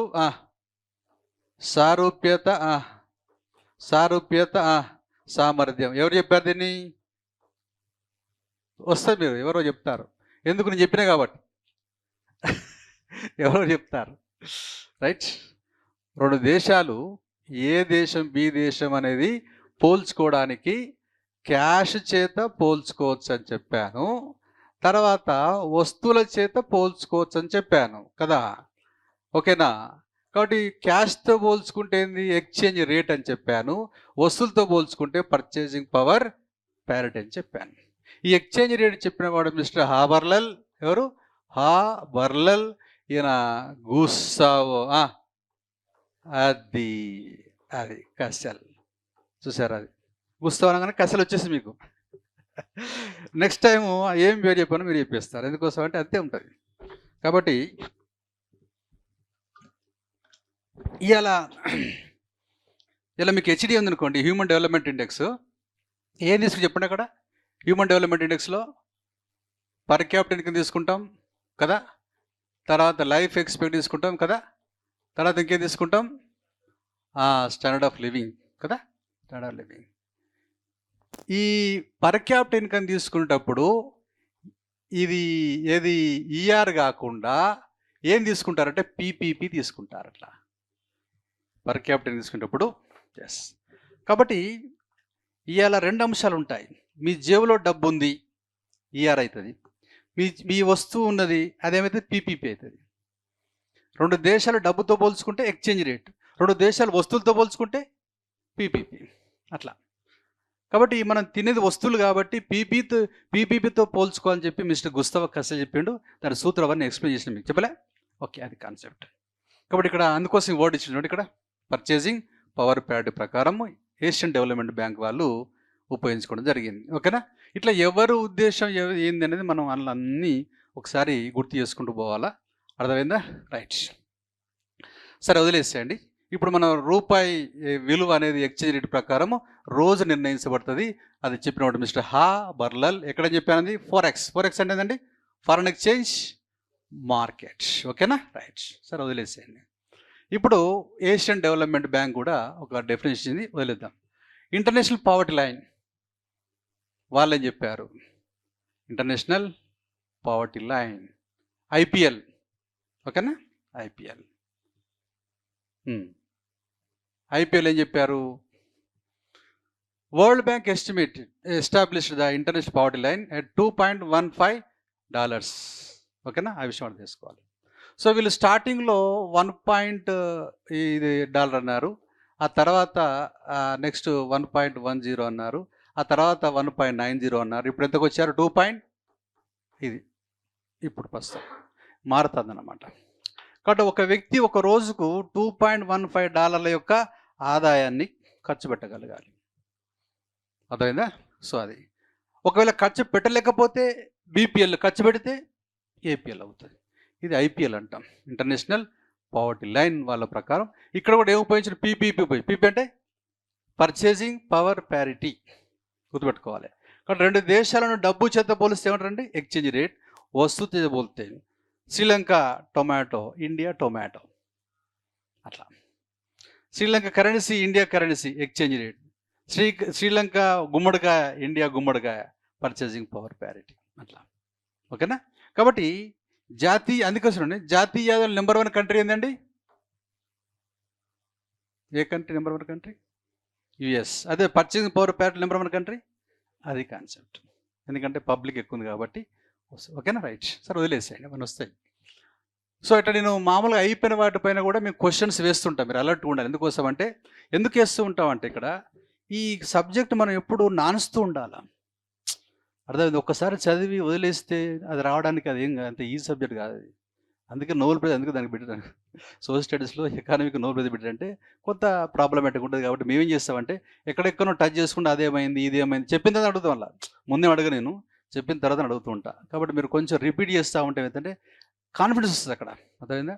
ఇప్పుడు ఒక క్వశ్చన్కి మీరు ఆన్సర్ చెప్పినప్పుడు ఆన్సర్ చెప్పిన వానికి లోపల డేర్ వస్తుంది, ఓహో ఇది ఇంతేనా అని. అందుకోసమే టచ్ చేస్తుంటాం.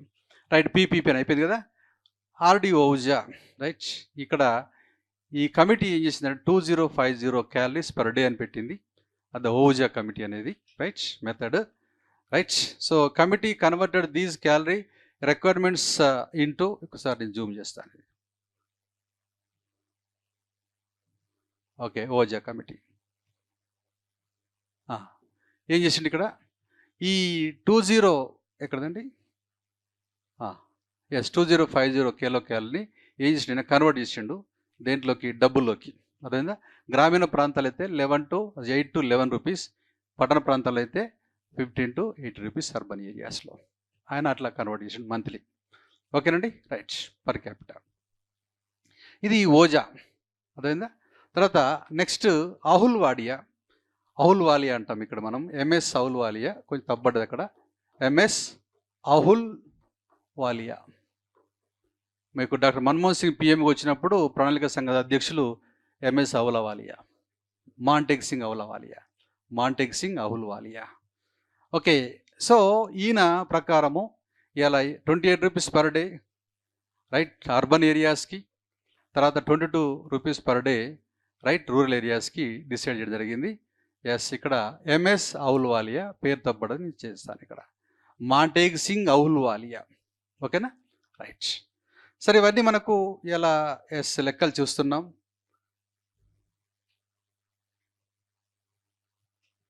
Okay right. పేదరికం యొక్క పరిణామాలు ఏంటి అనేది నెక్స్ట్ క్వశ్చన్. రైట్, అయిపోయింది కదా. రైట్,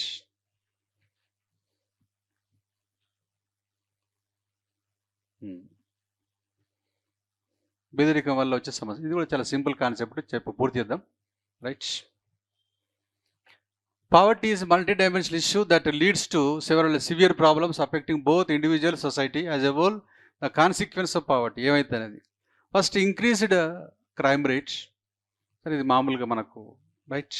ఓకేనా, ఎందుకంటే మనం చెప్పినాం ఇక్కడ పేదరికంలో ఉన్నప్పుడు ఆటోమేటిక్గా సోషల్ అన్రెస్ట్ ఉంటుంది ఇక్కడ రైట్. కాబట్టి ఇలా వ్యక్తుల్లో క్రైమ్ పెరిగే అవకాశం ఉంటుంది. కాబట్టి పేదరికాన్ని మనం ఎంటర్టైన్ చేయడానికి వీల్లేదు ఇక్కడ. ఓకే, ముంబైలో కూడా చెప్పాను ఒక ఏరియా ధారావి, ఏం పేరు అది, ధారావే బారవే పేరు, ధారావి. ఆ ఏరియా లోపల క్రైమ్ ఎక్కువగా ఉంటుంది. అదేందా. కాబట్టి ఫస్ట్ ఏంటంటే క్రైమ్ రేట్ వస్తుంది. ఓకేనా రైట్. నెక్స్ట్ ఏం వస్తుంది రైట్, దీనివల్ల సోషల్ ఇన్ఈక్వాలిటీ వస్తుంది. ఓకేనా, కాబట్టి సాంఘిక అసమానతలు వచ్చే అవకాశం ఉంటుంది. అర్థమైందా right. Deepens the divide between rich and poor, where the rich get richer and the poor becomes poorer. Inequality can further leads to inflation and cost of living. Right? Okay, మనం చెప్పినాము. ఇక్కడ కాన్సెప్ట్ ఒకటి ఏంటంటే, new sense ఏంటంటే మనకు ఇవాళ the బీదరికం వల్ల అర్థమైందా, సో అసమానతలు అనేది వస్తుంది రైట్. కాబట్టి ఉన్నవాడు ఎస్ ఉన్నట్లు డెవలప్ అవుతాడు, లేనివాడు ఇంకా బీదరవుతాడు. కాబట్టి rich becomes richer, poor becomes poorer. కాబట్టి సాంఘిక అసమానత అదేందండి ఆ విషయం. తర్వాత హై మోర్టాలిటీ రేట్స్ రైట్. ఇక్కడ విషయము poor countries often face high mortality rates. So ఇక్కడ మోర్టాలిటీ విషయంలో 1 year లోపు చనిపోతే అది ఇన్ఫాంట్ మోర్టాలిటీ రేట్ అంటాం. 5 years లోపు చనిపోతే U5 మోర్టాలిటీ రేట్ అంటాం, అండర్ 5 మోర్టాలిటీ రేట్ అంటాం. కాబట్టి poor countries often face infant mortality rate. For instance 2024 India's infant mortality rate 25.799 days per years. కాబట్టి 1000 మంది బర్త్ అయితే అందులో చనిపోయేవారు ఎందరండి 25.799 అని 25 వేసుకోండి. ఇట్లా నెంబర్స్ వచ్చినప్పుడు పట్టాలి మనం, ఎందుకంటే సోషల్ కూడా ఆ నెంబర్ ఇంకా వేరే మనకు ఉపయోగపడుతుంది. అదేనండి. కాబట్టి శిశు మరణాల రేటు ఎంత ఇండియాలో అంటే 1000కి 25. అంటే 1000 మంది జన్మిస్తే 25 మంది అందులో చనిపోతున్నారు. ఆ విషయం అది చేసుకోవాలి. కాబట్టి బీదరికం వల్ల ఈ పిల్లలకు సరైనటువంటి మెడికల్ ఫెసిలిటీ లేకపోవడం వల్ల అర్థమైందా? ఆ బాలింత మరణాలు లేకపోతే పిల్లలు పుట్టినప్పుడు చనిపోవడం ఎంత న్యూసెన్స్ ఉంటుంది కాబట్టి మోర్టాలిటీ రేట్ అనేది ఎక్కువగా ఉంటుంది విషయం అర్థం చేసుకోవాలి. ఓకేనండి. Right. The statistic reflects the number of infant dying before their first birthday ఏంటంటే ఇక్కడ 1 year అట్లా. అర్థమైందా? అది కాన్సెప్ట్. కాబట్టి ఇలా రైట్. ఓకే, ఇది శిశు మరణాల విషయంలో మనకు వచ్చేది. అర్థమైందండి. రైట్. నెక్స్ట్ ఇంకేమిటి వస్తుంది?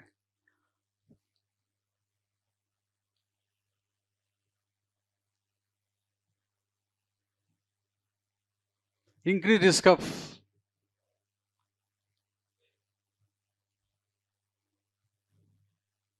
ఇదే కదా. ఓకే.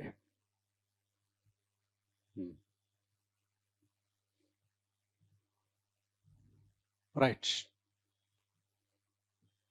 ఇక్కడ రాసేటప్పుడు ఏమన్నా డేటాలో నెంబర్స్ ఉన్నాయా? కొత్త risk of diseases, poverty increase risk of diseases such as tuberculosis, malaria, diarrhoea as often right poor people lacks access proper health care, nutrition అవన్నీ వస్తుంది. కాబట్టి దీన్ని మనకు ఏంటంటే డిసీజెస్ వస్తాయి అనే విషయం అర్థం చేసుకోవాలి. ఎప్పుడైతే మన డిసీజెస్ కనుక వస్తాయో అప్పుడు ఏమవుతుందంటే ఆడ మనం ఖర్చు పెట్టుకోవాల్సి వస్తుంది. దాన్ని మనం ఏంటంటే అవుట్ ఆఫ్ ప్యాకెట్ ఎక్స్పెండిచర్ అనేది పెరుగుతుంది.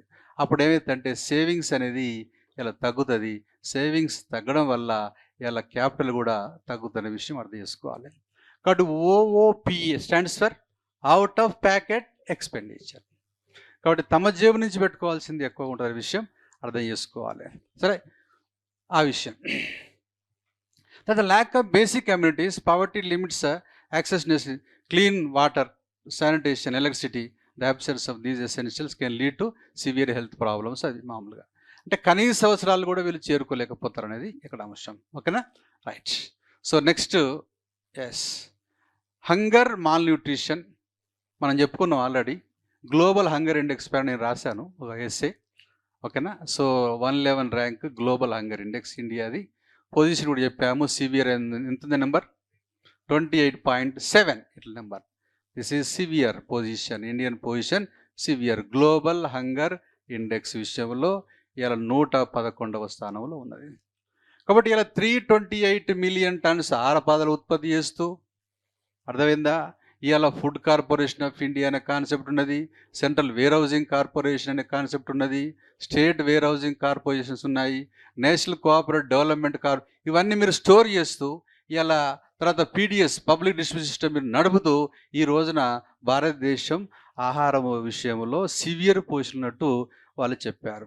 కాబట్టి మీరు ఆహారాన్ని ఉత్పత్తి చేస్తున్నారు కానీ పంచడం లేదనేది ఇక్కడ తెలుస్తూ ఉంది. ఎందుకోసం అంటే రిపోర్ట్ ఇచ్చింది ఎవరంటే గ్లోబల్ హంగర్ ఇండెక్స్. అర్థమైందా? కాబట్టి ఈ విషయం. కాబట్టి ఇలా ప్రపంచంలో అత్యధికంగా సాగు భూమి ఉన్న దేశం. అర్థమైందా? తర్వాత ఇలా రైస్ విషయంలో చైనా తర్వాత నెంబర్ 2లో ఉన్న దేశం. అర్థమైంది. ఇట్లా మీకు అనేక రకాల ర్యాంకులు ఉన్నప్పటికీ, ఉత్పత్తి పెరిగినప్పటికీ, ఇలా మీకు ఇంత గిడ్డంగి వ్యవస్థ ఉన్నప్పటికీ ఇలా మీరు మరి హంగర్లో చాలా దారుణమైన పొజిషన్లో ఉన్నారు. 28.7 సివియర్గా ఉందనేది మనం అక్కడ రాస్తుంటాం. ఓకేనండి. రైట్. తర్వాత చైల్డ్ లేబర్ ప్రాబ్లం ఉంటుంది. ఓకేనండి. సో ఎందుకోసం అంటే బీదరికంలో ఉన్నప్పుడు మనకు ఆ ప్రాబ్లం ఉంటుంది. ఆ విషయం మనం అర్థం చేసుకోవాలి. ఇక్కడ కాన్సెప్ట్లో మనకు ఇక్కడ ఈ 1 to 14 years, అదేవిధంగా తర్వాత 15 years నుంచి ఇలా మనకు వస్తుంది ఇక్కడ కాన్సెప్ట్లో. కాబట్టి రైట్ 18 years తర్వాత మామూలుగా ఇట్లా పోతుంది. కాబట్టి ఈ 14 years 15 years లోపు కనుక మీరు పని చేయిస్తే చైల్డ్ లేబర్గా వస్తుంది. ఈ 15 to 18 లోపల మీరు పని చేయించవచ్చు, కానీ ఇక్కడ నాన్ హజార్డస్ అంటే దాని అర్థం ఏంటంటే మీరు ఇది ప్రమాదకరమైన వృత్తుల్లో పని చేయించకుండా ఉంటుంది. కాబట్టి ఇక్కడ ఏ పని చేయించవద్దు. 15 years లోపు మీరు ఏ పని చేయించవద్దు. అంటే ప్రమాదం ఉన్నవి, ప్రమాదం లేవి చేయించకూడదు. ఏ పని చేయించినా చైల్డ్ లేబర్ కిందకి వస్తాయి. కానీ 15 to 18 లోపల ఏంది ప్రమాదం కాని వృత్తి. ఇక 18 తర్వాత మీరు దేంట్లైనా పని చేయించవచ్చు. అది కాన్సెప్ట్. కాబట్టి 18 years తర్వాత హజార్డస్ ప్రమాదకరమైన పనులు కూడా చేయవచ్చు. కాబట్టి ఈ 1 to 15 ఒకటి ఉంటుంది, 15 to 18 ఉంటుంది, 18 అబౌట్ ఉంటుంది. అదేవిధంగా జస్ట్ ఆ డెఫినేషన్ కూడా మనకు ఐడియా ఉండాలి. ఓకే. కాబట్టి బీదరికంలో ఉన్నప్పుడు చైల్డ్ లేబర్ సమస్య. అందుకోసం అండి poverty forces many children between the ages 5 to 14 to work support their families. ఆ విషయం తెలుసుకోవాలి. ఇవాళ 3.9% population India is in child labour అనే విషయం అర్థం చేసుకోవాలి. 3.9 నెంబర్ అక్కడ తీసుకోవాలి చైల్డ్ లేబర్ అంటే. ఎవరు చైల్డ్ లేబర్ అంటే ఎవరు? 15 years లోపు పనిచేసేవారు. కాబట్టి మొత్తం వర్కర్స్ 100 మంది ఉంటే 100లో 3.9% చైల్డ్ లేబర్ ఉంది. ఈ చైల్డ్ లేబర్ ఉంటే ఏమవుతుంది అంటే, మనం ఒక వస్తువుని ఎగుమతి చేసినాం అనుకోండి, అక్కడ ఆ వస్తువుని వాళ్ళు రిటర్న్ చేసేస్తారు. ఈ వస్తువు చిన్నపిల్లలు తయారు చేసిండ్రు, అర్థమైందా? ఇలా వెస్ట్ బెంగాల్ ఉంది, వాళ్ళు జూట్ వస్తువులు ఉత్పత్తి చేసి పంపిస్తుంటారు. చాలాసార్లు అమెరికా వాడు తిరిగి పంపాడు, బాబు మేము ఎంక్వైరీ చేసిన మీ ఫ్యాక్టరీలో చిన్నపిల్లలు వచ్చి పని చేస్తారు కాబట్టి వీ వోంట్ యాక్సెప్ట్. అర్థమైంది? అది కాన్సెప్ట్. సో కాబట్టి చిన్నపిల్లలను మనం ఇవ్వద్దు, ఓకేనండి. కాబట్టి 15 years లోపు పని చేయించొద్దు. ఏ పని చేయించొద్దు? అది ప్రమాదమైన ప్రమాదం కాదు, కానీ 15 to 18 లోపల పని చేయించవచ్చు. దేంట్లో? ప్రమాదం కానీ. అది 18 తర్వాత నువ్వు ఏదైనా పని చేయొచ్చు, ఓకేనా? ఆ క్లారిటీ అనేది ఇక్కడ ఉండాలి. 3.9% అనేది ఇక్కడ అబ్సల్యూట్ నెంబర్, మనం గుర్తుపెట్టుకోవాల్సిన నెంబర్. అర్థమైంది? అట్లా ప్రతి ఎస్ఏలో కొన్ని నెంబర్స్ మనం యాడ్ చేసుకుంటూ గుర్తు చేసుకుంటూ బట్టి పడుతూ ఉండాలి. రీజన్ ఎందుకోసం అంటే ఎస్ఏలో స్టఫ్ అనేది ఉండాలి కాబట్టి. కాబట్టి ఇది జనరల్గా ఏమవుతుంది, ఒక పాయింట్స్ రాసుకుంటూ పోయేది, కానీ దాంట్లో ఆ నెంబరింగ్ అనేది జోడించే ప్రయత్నం చేయాలి, ఓకేనా? Domestic violence, right? ప్రాబ్లమ్స్లో డొమెస్టిక్ వైలెన్స్, రైట్? కాబట్టి బీదరికంలో ఉన్న వాళ్ళు ఈ ఇళ్ళల్లో గొడవలు అనేది మామూలుగా ఉంటాయి, అర్థమైందా? కాబట్టి ఇక్కడ కాన్సెప్ట్ ఏంటంటే, ఇవాళ మీరు ఫర్ ఎగ్జాంపుల్ ఒక బీద కుటుంబంలో సంపాదించేవాడు చనిపోయిండు అన్నప్పుడు ఫ్యామిలీ మొత్తం ఒకటే ఏడుస్తూ ఉంటుంది, ఆగమాగమెత్తుంటారు, అర్థమైందండి? ఇంట్లో అందరు అదే బాగా డబ్బులు ఉంటుంది, చనిపోయినుకోండి ఎవడు ఏడవాడు, తెల్లబట్టలు కట్టుకొని అక్కడ కూర్చుంటారు, అర్థమైంది? ఎప్పుడు పోతారా అని. ఎందుకంటే అన్నీ ఉన్నాయి కదా, అన్నీ కొడితే ఏడవలసిన అవసరం చూడండి. మీరు హైలీ బాగా డబ్బు ఉన్న ఇంట్లో ఏదో స్టైల్గా అందరూ వైట్ డ్రెస్లు వేసుకొని కూర్చుంటారు అక్కడ, అర్థమైందా? మంచిగా తయారైపోయి, అర్థమైందా? ఎందుకంటే ఆ క్యానడ్ ఉన్న ఒకటే పోయిన ఒకటే ఉన్నాయి కదా అని, అది కాన్సెప్ట్. కాబట్టి ఆ బీదలకు ధనికులకు ఆ తేడా ఉంటుంది, ఓకేనా? కాబట్టి ఇక్కడ డొమెస్టిక్ వైలెన్స్, ఇక్కడ గొడవలు ఎక్కువ అవుతుంటాయి. కాబట్టి ఇలా డొమెస్టిక్ వైలెన్స్ యాక్ట్ కూడా మనకు ఉంది 2000. దీన్ని ఉపయోగించుకోవాలి మీరు. ఎస్ఎల్ రాసేటప్పుడు ఒక సైడ్ ఉంది కదా, సైడ్కి సంబంధించిన చట్టం ఉందా, బిల్లు ఉందా, అదే అంటే మీరు సొంతంగా ఇది కాకుండా వేరే ఎక్కడ వచ్చినా కానీ మీరు చేసి ఇలా ఒక పుస్తకంలో వాళ్ళు రాయొచ్చు రాకపోవచ్చు, బట్ మీరు స్టార్ట్ చేయాలి. ఇలా ఇక్కడ ఇచ్చి వచ్చింది, ఇది రండి మీరు రాశారు. డొమెస్టిక్ వైలెన్స్ 2005లో ఉంది, రైట్? లేడీస్ కానీ లేదా ఎవరైనా కానీ ఇంట్లో ఎస్ చేసి కంప్లీట్ ఇచ్చినప్పుడు యాక్షన్ తీసుకోవచ్చు, ఓకేనా? ఆ విషయం గృహహింస అంటారు, ఓకేనా? Right, come to the point. Next, ఇది అయిపోయిందండి. దేనికి సంబంధించింది? ఇదేనా? Okay, right. జూమ్ చేద్దాం. Reduced productivity, right? అక్కడ ఉత్పాదక తగ్గుతుంది. ఎట్లా? Government need to allocate significant portion of their budget to address poverty. For instance, India budgeted spend 3.3% of GDP on poverty elevation programmes 24-23, right? Expend limits, funds available, right? కాబట్టి concept ఏంటంటే, మీరు బీదరికం పైన cut చేసినప్పుడు పెట్టుబడి కోసం, మూలధనం కోసం చేసే పెట్టుబడి తగ్గుతుంది అక్కడ, అది ఎఫెక్ట్, అదేనా? కాబట్టి ఇక్కడ 2024లో ఎంతండి? 3.3% జీడిపి దేనిపైన చేసినారు? బీదరికం పైన మనం కట్ చేసినాం. ఒకవేళ బీదరికం లేకపోతే ఇదే డబ్బుని దేని ఖర్చు చేసేవాళ్ళం? క్యాపిటల్ పైన చేసేవాళ్ళం. ఆ విషయం అర్థం చేసుకోవాలి. ఇక్కడ ఆ నెంబర్ పట్టుకోవాలి. ఇక్కడ 3.3% of the GDP is being spent over as poverty elevation programmes by the government of India. Okay, అదొక ప్రాబ్లం. Next, population growth. చూడండి ఇక్కడ పాపులేషన్ గ్రోత్, ఎస్. కాబట్టి in many developing countries, children often seen as means of economic support, leading to high birth rate. This exacerbates the population growth, making harder to live tight. ఇక్కడ concept లోపల బీదరికం ఎక్కువ ఉన్నప్పుడు population వృద్ధి rate ఎక్కువ ఉంటుంది. మనకు మామూలుగా మీకు తెలుసు ఇలా భారతదేశంలో కూడా 1950 నుంచి 1980 మధ్య కాలం లోపల ఇక్కడ పాపులేషన్ ఎక్స్ప్లోజన్ ఎక్కువగా ఉంది. అంటే దాని అర్థం ఏంటంటే birth rate greater than death rate, అర్థమైందా?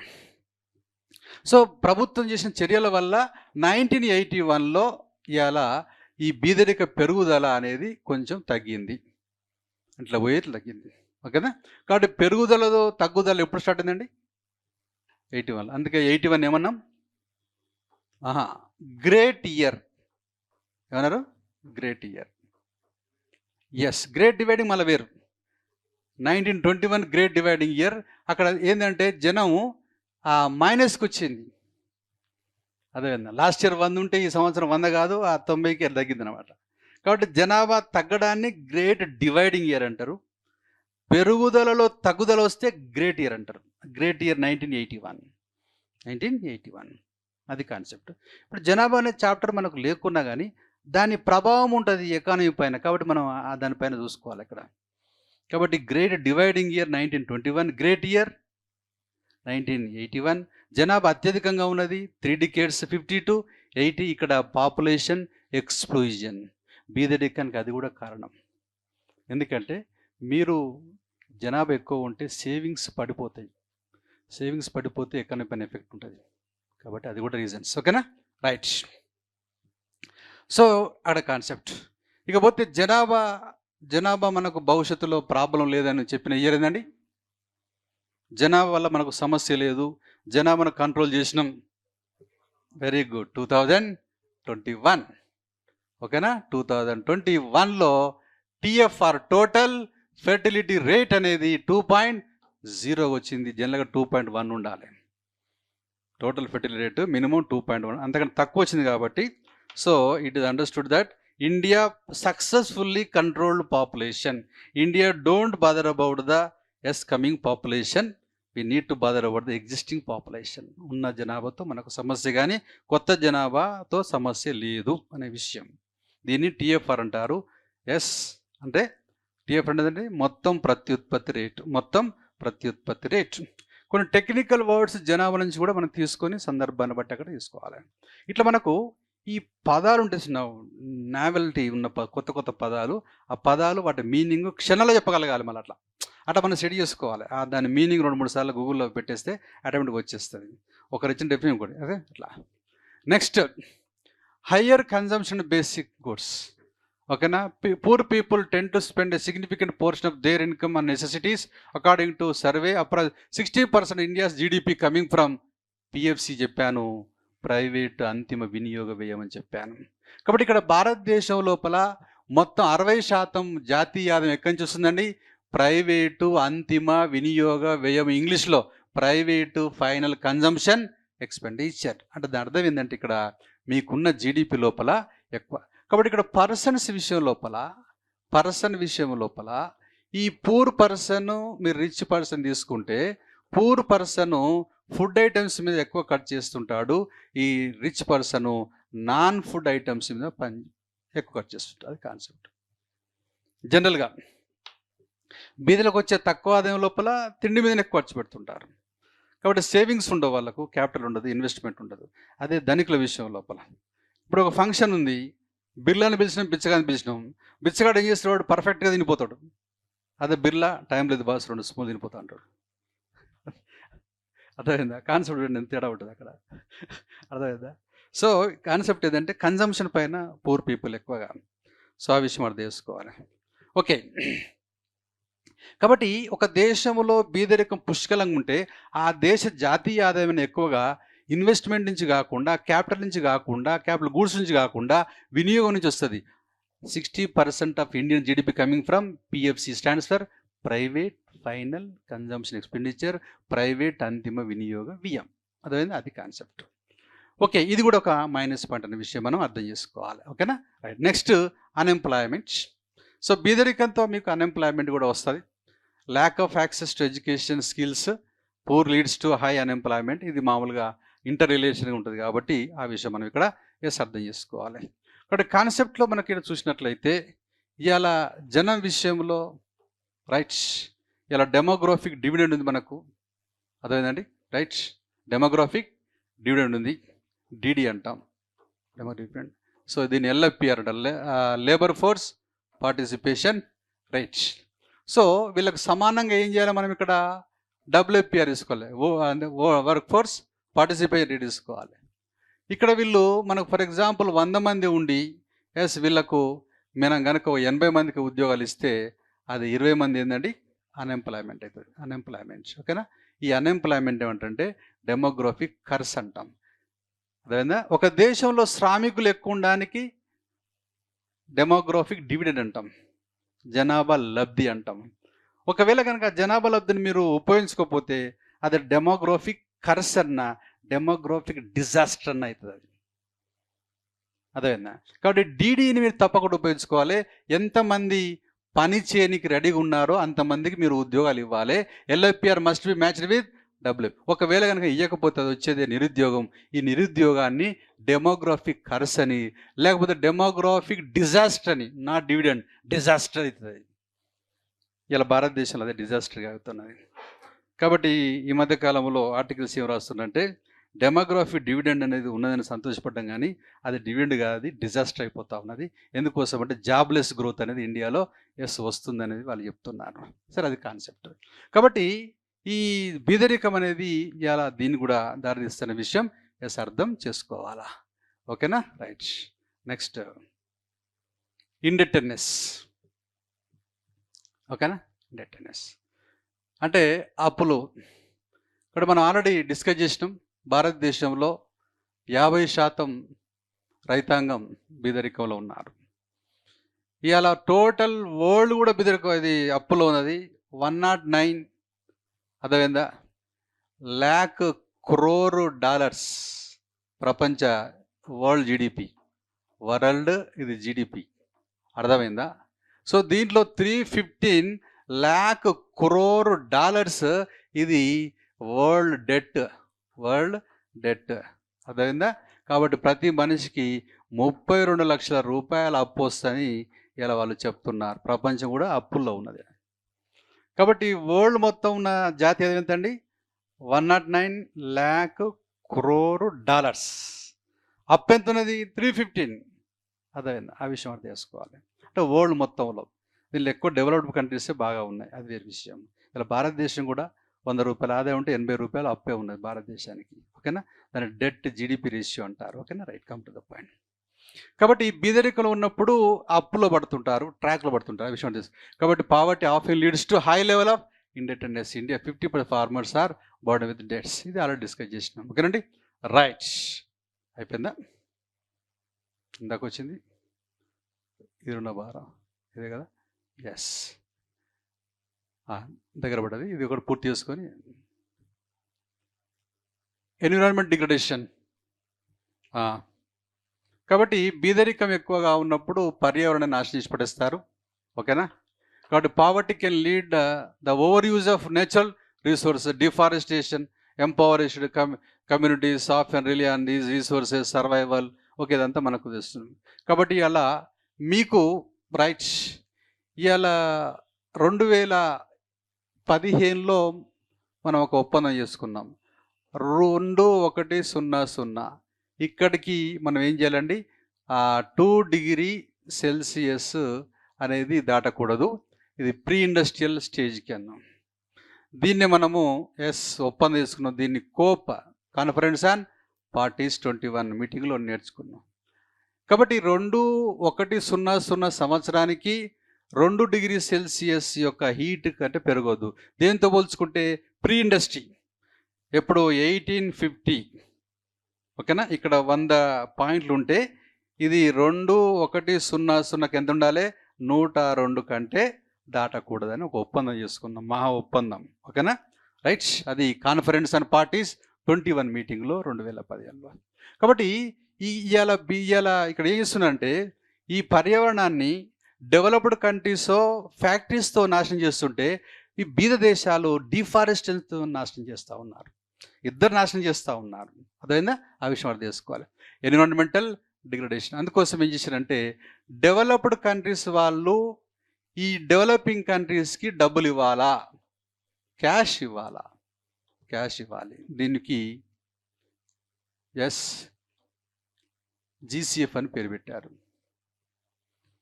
Developed countries must provide money to developing countries in order to protect the environment.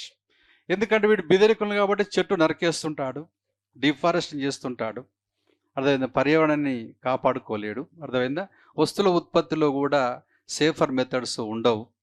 ఇలా మనము భారతదేశంలో స్మాల్ న్యూక్లియర్ ప్లాంట్స్ పెట్టాలని ప్రయత్నం చేస్తున్నాం. న్యూక్లియర్ ప్లాంట్స్ వల్ల ఏంటంటే పొల్యూషన్ తక్కువ ఉంటుంది, ఉత్పత్తి ఎక్కువ ఉంటుంది. పెద్ద పెద్ద అంటే ఒక్కోసారి పేలిపోతాయి కాబట్టి చిన్న చిన్న మనం స్టార్ట్ చేసుకోవాలని చెప్పి ఇప్పుడు ఇలా వరల్డ్ మొత్తంలో అది చేస్తున్నారు. ఎందుకోసం నీటి వల్ల వచ్చే విద్యుత్ తక్కువగా ఉంది, ఈ విండ్ ఎనర్జీ కూడా తక్కువగా ఉంది, ఇదంతా. కానీ న్యూక్లియర్ అనుకోండి బాగుంటుంది. దాన్ని పెద్ద పెద్ద అయితే ప్రాబ్లం అయితే చిన్న చిన్న న్యూక్లియర్ ప్లాంట్స్ చేసుకోవాలి. ఈ మధ్యకాలంలో వస్తుంది, పక్క పెట్టేస్తాను. సో మొత్తం మీద విషయంలో జీసీఎఫ్ అంటే గ్రీన్ క్లైమేట్ ఫండ్ ఏందండి, అది కాన్సెప్ట్. టెక్నికల్ వర్డ్స్ అన్ని మనం పడుతుండాలి, గుర్తుపెట్టుకోవాలి. ఇక్కడ ఈ గ్లోబల్గా ఇండియాలో ఏదైతే టెక్నికల్ వర్డ్స్ని ఆ వర్డ్స్ మొత్తం బాగా పట్టాలి మనం. మన ఎస్ఏలో వాళ్ళు స్టార్ట్ చేసి 2 ఎస్ఏలు చదివిన తర్వాత వాళ్ళ మైండ్ సెట్ తిరిగిపోయి మన పేపర్ పైన ప్లస్ పాయింట్ వస్తుంది, ఆటోమేటిక్గా మార్కులు పడుతూనే ఉంటాయి, గుర్తుపెట్టుకోవాలి. వాళ్ళు ఎక్కడ చెక్ చేసుకున్నా మళ్ళీ అదే స్టఫ్ ఉపయోగించాలి. కాబట్టి టెక్నికల్గా పదాలు ఏమొస్తున్నాయి, ఇది జీసీఎఫ్ గ్రీన్ క్లైమేట్ ఫండ్. ఎవరు డబ్బులు ఇవ్వాలి? Developed countries. ఎవరికి ఇవ్వాలి? ఎస్ ఇవాళ భారతదేశాన్ని కూడా డెవలపింగ్ కంట్రీ కాబట్టి డబ్బులు వస్తున్నాయి. ఈ డబ్బులను మేనేజ్ చేసేవారు ఎవరంటే నాబార్డ్. ఎవరండి? నాబార్డ్కి ఇచ్చారు పవర్. వ్యవసాయ రంగానికి పెద్ద బ్యాంక్ ఏందండి? నాబార్డ్. కాబట్టి డైరెక్ట్గా ఆ ఫండ్స్ వీటికి వస్తుంటాయి. ఓకేనా? ఆ కాన్సెప్ట్. కాబట్టి UNFCCC వరల్డ్ లెవెల్లో మనం ఈ క్లైమేట్ పైన మీటింగ్లు పెట్టేది సంస్థ పేరు ఏం పేరు? United nations framework convention on climate fund. Convention on climate fund అర్థమైందా? ఆ విషయం అది తెలుసుకోవాలి. ఇది మనకు 1994లో స్టార్ట్ అయింది. వీళ్ళు ప్రపంచం మొత్తాన్ని అవేర్నెస్ తీసుకొస్తూ మీటింగ్స్ పెడుతుంటారు. కాబట్టి ఈ ప్రపంచ స్థాయిలో మీటింగ్స్ పెట్టే సంస్థ పేరుందండి united nations framework convention on climate fund. ఓకేనా? సో వీళ్ళు మీటింగ్లు పెట్టేస్తుంటారు. అదేనా? ఈ మీటింగ్లకు మేధావులను వీళ్ళు పిలిచేసి ఆ మేధావుల చేత దేశాధ్యక్షులకు లెక్చర్ ఇప్పిస్తూ ఉంటారు. అదేవిధంగా ఆ విషయం మనం తెలుసుకోవాలి. సో దీన్ని మనము inter government panel on climate change అంటే IPCC అంటాం. దీంట్లో మేధావులు ఉంటారు. ప్రపంచంలో మేధావులు ఉండేది IPCC, inter government panel on climate change. కాబట్టి వీళ్ళు వరల్డ్లో ఉన్న సైంటిస్టులందరినీ IPCCలో తీసుకొచ్చి IPCC టీం తీసుకొచ్చి ఈ కోప్ మీటింగ్ లోపల లెక్చర్ ఇప్పిస్తారు. ఎందుకోసం అంటే ఇక్కడ కాన్సెప్ట్ అండి, మీరు ఇక్కడ ఇలా ఎప్పుడు మామూలుగా 1987 నుంచి ఇలా ఫైట్ జరుగుతూ ఉంది. ఇలా ఒప్పందం ఎప్పుడైంది? 2015లో ఒప్పందం అయింది. ఇక్కడ తప్పకుండా ఏమైనా సీరియస్ తీసుకోవాలని చెప్పేసి 1987 నుంచి జరుగుతూ ఉంది అది. అదేనండి. సో మొత్తం మీద సక్సెస్ ఎప్పుడైంది ఒప్పందం? ఎస్. ఓకేనా? సో ఇలా Gro Harlem Brundtland commission అంటారు. ఏమంటారండి? Brundtland commission, Brundtland commission, Gro Harlem Brundtland commission 87లో చెప్పింది. కాబట్టి ప్రపంచానికి కనువిప్పు కల్పించినటువంటి కమిటీ పేరు ఏం పేరు? Brundtland commission. ఏ ఇయర్ అది? 87. అక్కడి నుంచి మనం ఒప్పందం చేసుకోవాలని అనుకుంటున్నాము, మీటింగ్లు పెట్టుకుంటున్నాము. కోప్ 21లో సక్సెస్ అయింది. కోప్ 1, 2, 3, 4 అదే లాస్ట్కు 21లో ఈ మేధావులు కలిసి సెట్ చేసింది. వీళ్ళు వచ్చి లెక్చర్ ఇస్తారు. బాబు ఏమైంది ఇక్కడ, ఇట్లా జరుగుతుంది, అది జరుగుతుంది, అర్థమైందా? ఇలా సమ్మర్లో పొజిషన్ ఇట్లా ఉన్నది, అర్థమైందా? ఇలా విపరీతంగా ఎండలు వస్తున్నాయి, అదేవిధంగా మరి సముద్రాలు మునిగిపోతున్నాయి, అదేవిధంగా ఆటోమేటిక్గా ఈ ల్యాండ్స్ కోస్ట్ ఏరియా మునిగిపోతూ ఉన్నది. ఇట్లా వీళ్ళు మొత్తం లెక్చర్స్ ఇస్తూ ప్రూఫ్ చేస్తున్నారు. లాస్ట్కు ఓకే అని సంతకం చేసి పడేసారు. అది 2000 ఇయర్ అండి. ఓకేనా? రైట్. This is environment degradation. Brain drain, face poverty, many skilled workers and intellectuals migrate to other countries. బీదల్లో ఉన్న దేశాల్లో ఉన్న మేధావులందరూ ఇది తెలిసిపోతారు. ఎందుకోసం అంటే ఈ బీదేశంలో పుట్టిన వాడు మేధావి కాబట్టి వానికి ఆ శాలరీస్ ఇచ్చినాడు నచ్చకుండా బయటికి వెళ్ళిపోతాడు. నేను ఇంత కష్టపడ్డా కదా అని చెప్పేసి. ఇంతెందుకు, మీకు మెడిసిన్ చేసిన డైరెక్ట్ డాక్టర్లు కూడా గవర్నమెంట్ జాబ్స్కి రావడం లేదు ఇప్పుడు. చాలా సందర్భాల్లో గవర్నమెంట్ నోటిఫికేషన్ ఇస్తే ఖాళీ ఉన్న పోస్టులు ఎక్కడంటే మెడికల్ పోస్టులు. ఎందుకంటే వాళ్ళు చెప్తారు ఎంత ఇస్తావు శాలరీ బాస్, స్టార్టింగ్లో 50,000, తర్వాత ఎంత ఇస్తావు, లాస్ట్ రిటైర్మెంట్ 2 లక్షలు, 2 లక్షలు ఈ మూల పెట్టుకుని వస్తే నాకు అర్థమైందా, రోజు 2 గంటలు కూర్చుని నాకు 2 లక్షలు వస్తుంది, ఉపేంద్ర బాబు ఇచ్చేది అంటాడు. కాబట్టి ఈ గవర్నమెంట్ పోస్టులు చాలా వేకెన్సీ ఉన్నది ఒకటి పోస్ట్, ఓకేనా. సో వాళ్ళు బయటికి పోతారు, కాబట్టి బ్రెయిన్ డ్రైన్ అయ్యే అవకాశం ఉంది వివిధ దేశాల నుంచి. కాబట్టి ఇండియా నుంచి అమెరికా సెటిల్, కానీ అమెరికా కూడా ఇండియాలో సెటిల్ కాడు, ఓకేనా. కాబట్టి ఇవాళ మనం కష్టపడి తయారు చేసిన మేధావులందరూ బయటికి వెళ్తారు. ఇదొకటి. చైల్డ్ మ్యారేజ్, రైట్, ఓకేనా, అదొకటి ప్రాబ్లం. బాల్య వివాహాలు ఇవన్నీ ఎస్ ప్రాబ్లం. నెక్స్ట్ ప్రపంచ బహుముఖ బెదిరిక నెక్స్ట్ చూద్దాం, ఓకేనా. సో రేపు బెదిరికం పని అయిపోతుంది. సో ఇండియన్ ఎకానమీ మొత్తం నాకు 5 చాప్టర్లు సెట్ చేశారు ఇక్కడ. ఫస్ట్ దాంట్లో మన నేషనల్ ఇన్కమ్ అనుకున్నాం, పావర్టీ, అన్ఎంప్లాయ్మెంట్, మనీ బ్యాంకింగ్, తర్వాత బడ్జెట్, ట్యాక్సెస్, ప్లానింగ్, 5 చాప్టర్లు ఉంటాయి, ఓకేనా. సో ఇవన్నీ అయిపోయిన తర్వాత ఒకసారి అన్నిటి మీద కూడా ఒక రోజు మొత్తం కూర్చొని డిస్కస్ చేద్దాం. అన్ని క్వశ్చన్స్ ఉంటాయి కదా, వాటన్నిటికీ చేద్దాం, ఓకేనా. రైట్.